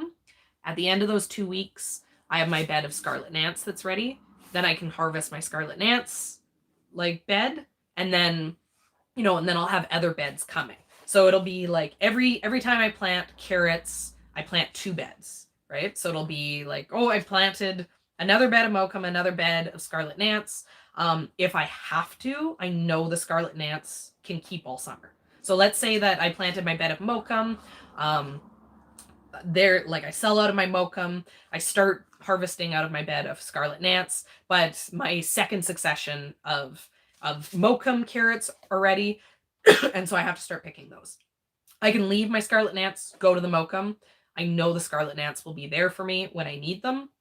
And I know that my customers like them. I know they stay sweet through the heat of the summer. So I'm not, I want a faster carrot. The faster things are out of the beds, the more I can grow in that single bed. You know, mokum carrots at 50 days, I can probably get 3 plantings in a bed. Scarlet gnats at 76 days, I can only get 2. So that means that I could sell potentially, you know, an extra 33% of carrots, which starts to be a lot of money, growing mokum over growing scarlet gnats. But like I was talking about with the choy, I'm worried about not being able to hold these in the field. So I want to keep scarlet gnats growing because I had so much luck with scarlet gnats. So that's my carrot plan. Purple carrots. I grew purple carrots last year. I thought that they would be like crazy good sellers. They're a pain in the butt. They grow really badly. They germinate really bad, and they grow really slow. They're super cool because they're purple. And you know, like I was using them, cooking them and stuff. Like, you know, I made a soup with the purple carrots. It was purple. Like, that's super cool. You know, so that was fun. But I didn't like how they grew, and by the time I brought them to the market, they when I displayed them out, because I had a rainbow carrots that had like an orange, yellow, white, and purple, and then I had my orange scarlet gnats carrots, and everyone bought orange. Like, people are like, oh, that's cool. We sell our carrots $3 a bunch or 2 for $5, and people, the only time the like rainbow carrots sold was people who are like, well, I know I want one of these orange carrots, but because it's a 2 for $5 deal, I'll buy this rainbow one as like my second bunch of carrots. But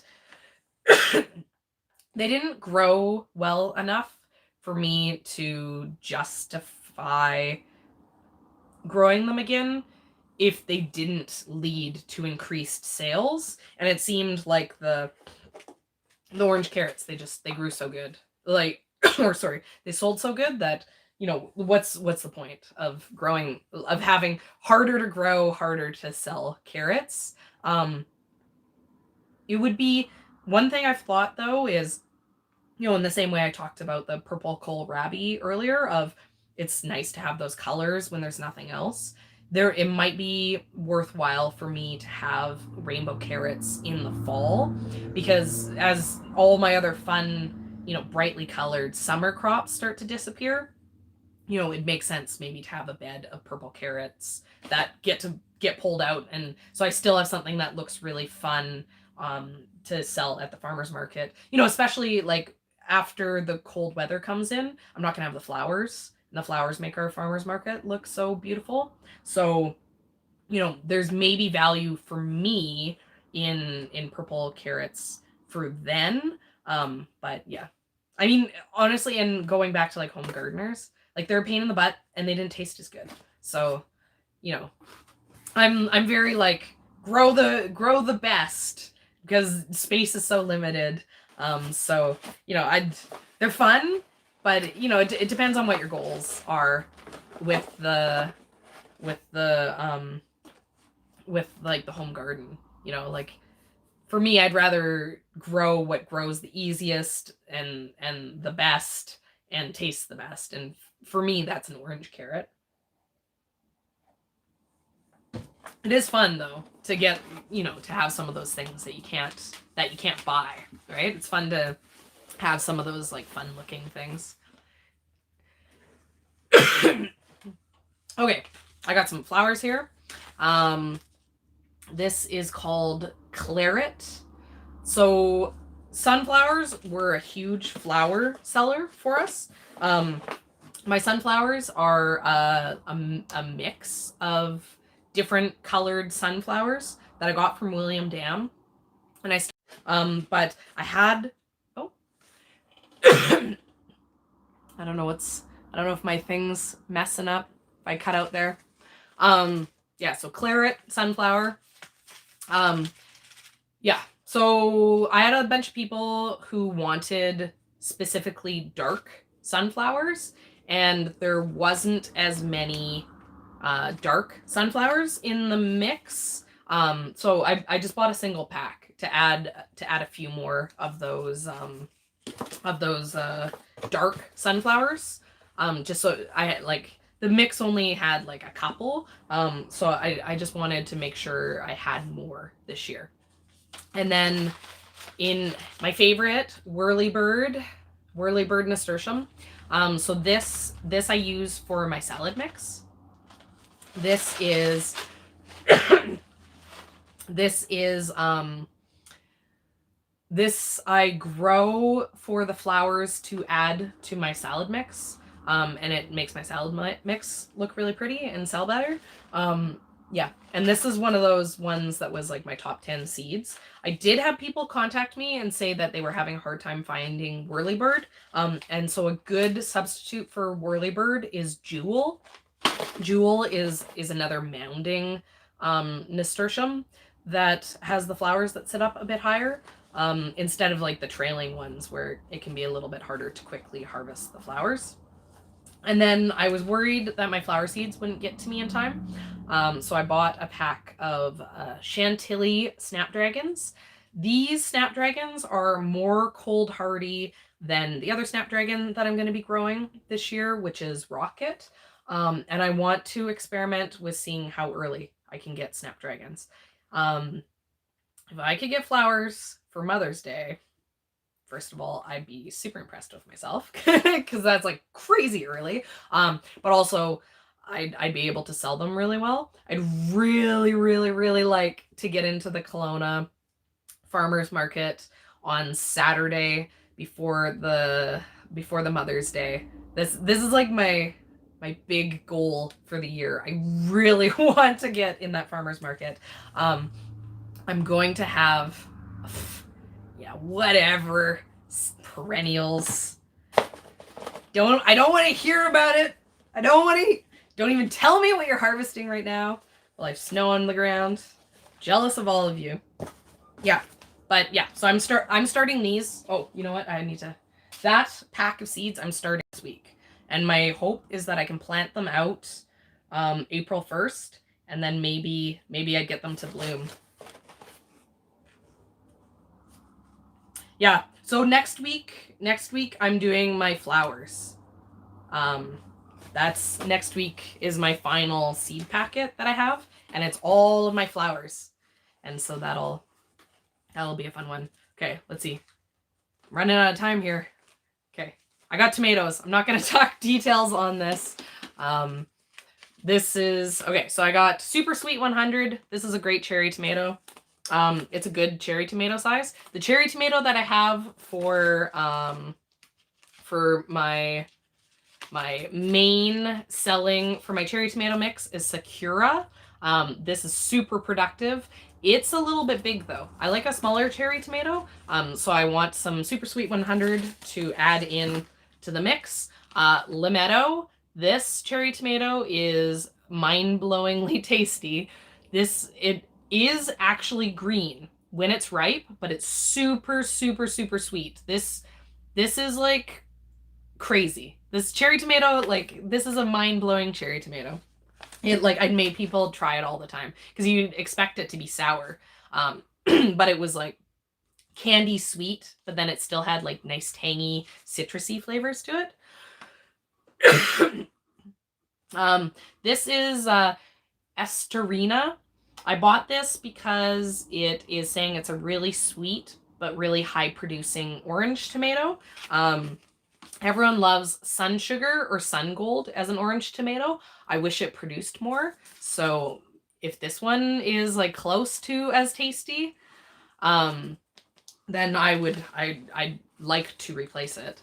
Okay, if you want to know about tomatoes, I did a live where I specifically talk just about tomatoes. It's very long. But I feel like it was, I tried to be a bit more focused in that one. I didn't have the energy to go and make an actual video. But I think if you guys want to know my thoughts on tomatoes, I think I did a good job of talking about that. I think it called like, I grew 40 varieties of tomatoes and this is what happened, something like that for the title. But I go into detail about tomatoes and also like some more general information. So that's why I'm gonna be a bit quick on this. Okay, so if you've ever watched me, you know that I'm obsessed with Juliet. This is Juliet. I'm in love with her. She's like the sun, guys. It's the best tomato ever. If you're only gonna grow one tomato, grow that. And then San Marziano. People asked for this by name. There was 3 tomatoes that people asked for by name. They asked for heirloom, and then I laughed in their face and I said, "That's not a variety. Go away." I didn't actually. But that's what I think in my head when people say, "Oh, my favorite variety of tomato is heirloom." And I'm like, then I'll sell you anything because you don't actually know varieties. But yeah, people asked for San Marziano by name, and people also asked for Oxheart by name. So I grew a pack of San Marziano seedlings. They all sold out. People love these. So I bought another pack and I'm going to grow even more this year. Okay. Zucchinis. Dima. Best zucchini ever. But I'm going to try not to obsess about it so much because apparently only William Dam buys it. It's really good. But yeah. What are they called? They're a Middle Eastern type. So one of the things I loved about it is flavor, and it sounds like all the Middle Eastern type zucchinis have that really nice, rich, creamy flavor. So if you've never had one, you should definitely try it. Yeah. Okay. The other zucchini that I'm obsessed with is Dunja. This is my green zucchini that I grow, and I really, really like it. Dunja. This really, really good zucchini. It fairly fast. I mean, it's saying 43 days. Most disease resistant organic zucchini. Very high early concentrated yields. It did really well for us. But because I'm obsessed with zucchini, I can't only buy one. So I also bought this one. It's a Parthenon. And so this is, I'm not even going to try to say the word, but this is a zucchini that doesn't need to be, it's easier to get pollinated. One of the issues I've had with zucchinis in the past is that it's really hard to get fruit to set because it's hard to get pollinators to them when in the garden. It's hard to get fruit to set early because the pollinators aren't out early.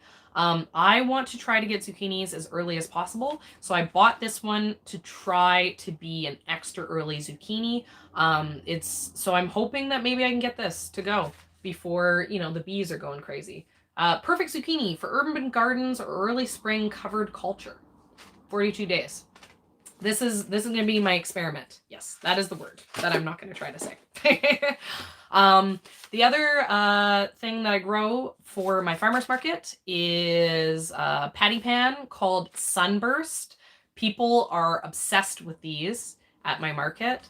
I had enough plants to be able to sell these at the farmer's market. I had all of my neighbors coming and trying to buy, all my farm neighbors coming to try and buy them off of me because restaurants love them. Everyone loves them. So basically as many of these as I can grow, I can sell. But But yeah, they're really tasty, and these are fun when you pick them small. And then because okay, so for the patty pans, I was picking them in a range of sizes. I was picking them like fairly small, like, you know, like smaller, and then I was like also picking them big just because they get big. But I was doing that because we sell our zucchinis for $2 each. $2 or 3 for $5. I prefer a small zucchini, and for selling, for me, it's like there's as much value in a small zucchini as there is in a big zucchini. A zucchini is a zucchini. My plant only, you know, if I pick them small, it's not like my zucchini plants are going to produce an infinite more of them tiny. So I need to get a consistent price on them. And then so we'd come with a whole range of sizes. We'd come with like small ones, medium ones, big ones, in the zucchinis and the patty pans. And then people just, it was like, well, it's $2. Do you want a big one? Do you want a small one? Like, you know, you pick what you like. The price is all the same. So with the patty pans, I came with a range because people like the bigger ones. They'd cut them in half and they'd scoop them out and then they'd do them stuffed. Or the small ones are nice, like grilled. So, you know, I came with that range for people. And then I also bought this baby tiger because it's funky and I like zucchinis and like this is funky. I think this is gonna be fun. It's gonna look good in the mix. I'm gonna have like my gray one, I'm gonna have my green one, my yellow patty pan, and then some stripy ones. I'm like, oh, I gotta go because I have to go get my daughter. So I'm quickly gonna finish this up. Okay. The other thing, this is for our farm this year. Cucumbers are another one that could be a really good seller for us, like the zucchinis. Anytime we brought a cucumber, people would buy them. I only had a couple planted. But I think that if I had consistent cucumbers, my customers would be really happy with that. And these two cucumbers are amazing. So I have Diva, and it is a sweet, crisp, beta alpha type, which needs no pollination and contains few seeds. These are kind of short and fat, but the flavor on these are amazing.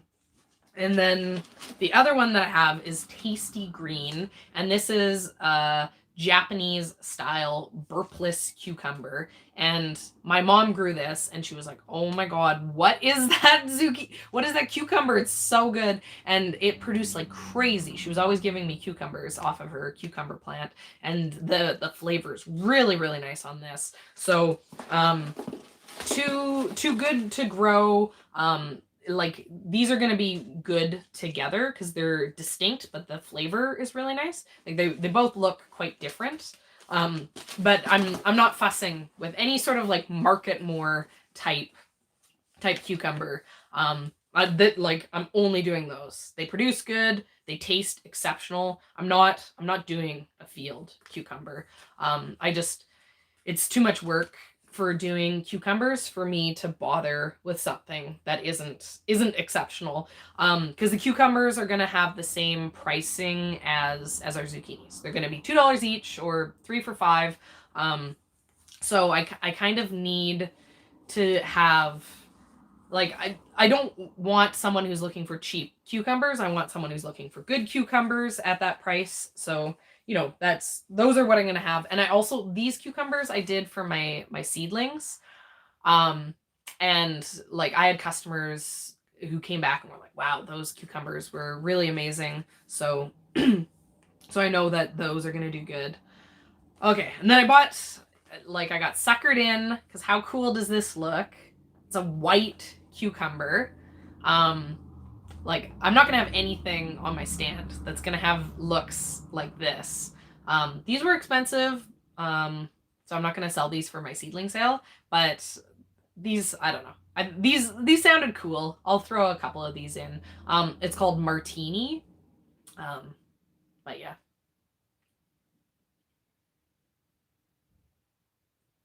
Getting distracted. I'm excited about those. I think it'll be fun. Gotta have some experiments. I mean, basically, that's my justification that I've said on almost everything. Every seed I bought, oh, you gotta have some experiments. I did a round I did a like a round yellow cucumber last year, and it was like super bitter. It was really bad flavor wise. So I'm not like I steered away from them, but like I have been tempted by those lemon cucumbers because they look cool. Okay, and then last thing, and then I gotta go. Like, is eggplants. I love eggplants. This is my favorite type of eggplant. It's Traviata. It is like a large classic style, like European style, not a long skinny Asian style eggplant. Produces earlier. The fruit doesn't get as big. Like a Black Beauty is kind of like an old classic, and you can get like some massive eggplants off of those. The Traviata is like a little bit more reasonable. We like really big eggplants because we roast them. But the Traviata makes like a really nice sized eggplant for being able to sell.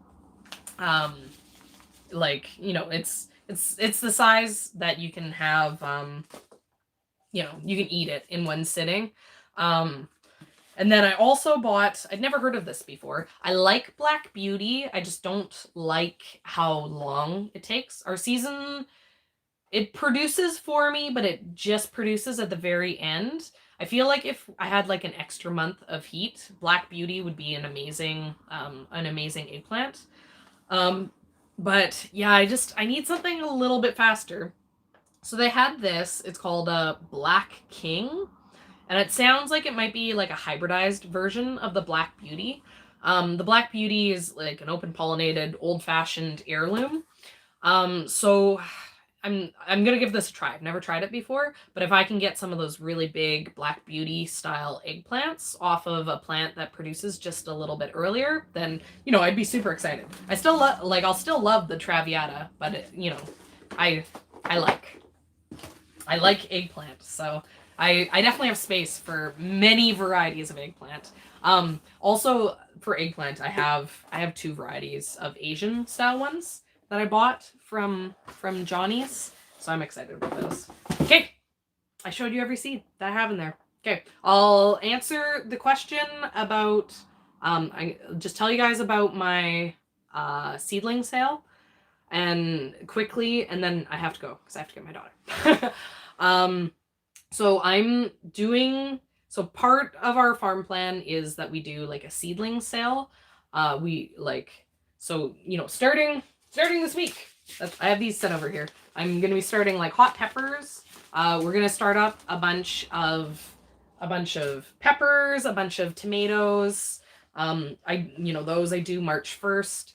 And then, you know, come April 1st, I have the greenhouse outside, so then I can start doing more seedlings outside for the stuff that doesn't need, like, you know, a long time to get established. But basically, we get a bunch of seedlings ready, and then starting like May 1st, we are going to do a seedling sale.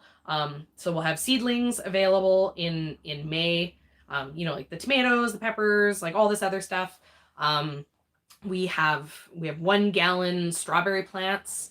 Another order that I'm not going to get in for a while is I bought a bunch of like bulbs, like tubers and bulbs for the flowers, but we bought a bunch of dinner plate dahlias. We got 240 dinner plate dahlias coming, and half of those we're planning on actually potting up to then sell as like dinner plate dahlia plants as part of our seedling sale, not just planting them for us, because I really don't need 240 dahlias. I don't need 120 dahlias either. But I can justify having 120 if I sell 120 seedlings. But yeah, so like we do all these seedlings up and then we sell them and we make no money on them, and it's a lot of work and it's a pain in the butt. But it gives us something to sell in May because we don't have very many things that start growing yet. So it's kind of like a good kickstart to our season. So basically, you know, like I'm going to be rolling straight from, you know, talking about these seeds. Like I have like one more Wednesday seed seed order to open up my flower one, which I'll do next week. But after that, I'm going to be into doing all this like seed starting stuff. You know, and then I don't really do anything outside until April 1st. That's kind of the beginning of my outdoor season. But yeah, so I'm basically going to have like, you know, 2 months of doing all this seed starting. And yeah, and we do a big sale. And for people who are local, you know, we had kind of hours last year. And then, you know, it was like stop by anytime. And we'll be doing that again this year. I don't start putting out any info about it for anyone who's local, just because like I don't know what I have yet. I'm not that organized. But yeah, I'll have lots of stuff about it. And I've been talking about, I made a video about why it's a bad idea to do a seedling sale last year, and I'm thinking it was on this other channel that we tried to start because we don't have comments on any of our videos because YouTube turned off our comments. We're just not allowed. Oh, for where I am, I'm in like Kelowna area in BC, Canada. So there really isn't that many people who are local. But yeah, so I have this video that I might take off of my other channel and put up here, and then we can like talk a bit about doing seedlings and about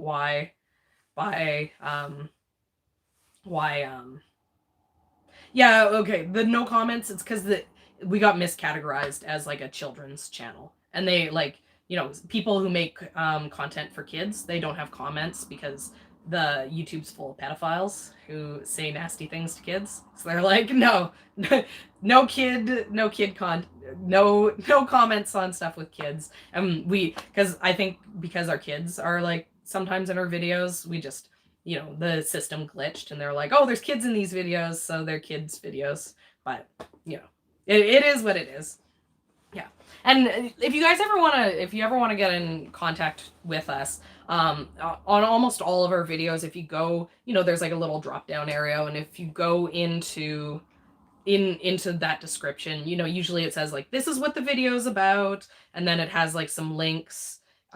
You know, like I have like a blurb about who we are, and then there's a whole bunch of links to our like Instagram, Facebook, and our email, I think, is on there for you guys to be able to get in touch with us.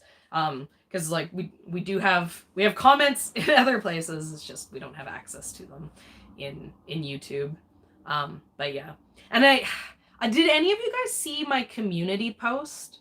Because I thought maybe I still had comments on community posts, but you know, I specifically asked a question in the community post that I did yesterday saying, oh, I'm going to be doing this video, because I wanted to see if anyone could respond, and there was no comments, which I'm assuming means that that's shut down too. But you know, I don't know for sure. I guess I need to use someone else's account and go and see if I can comment on it. Yeah, you know, I think there's some people that use community posts, and you know, and people who use them see them, but you could comment on the community post. I know, because it has a bunch of like thumbs ups, but I didn't see any comments. So I don't know. Maybe they're like getting held or something. I'll have to go check. Yeah. I don't know. Okay, I have to go, or else I'm gonna not be able to get my daughter from the bus, and then I'll be the worst parent ever. Haha, that's funny. Yeah, thanks so much, guys. Thanks for hanging out. Thanks for sticking around for this ridiculously long video. Like literally, how many? Like I'm up to like what, 10 hours now of me talking about seeds, and you guys still hang out with me. And like all of you who watched the video not here with me, that blows my mind too. I can't believe how many people are going and watching these videos after the fact. Like we definitely appreciate that you guys like nerding out with us. But yeah, okay. I'll see you guys this time next week with flower seeds. The thing everyone's been waiting for. Oh, here's my alarm. I have to go get my daughter. Okay, see you guys.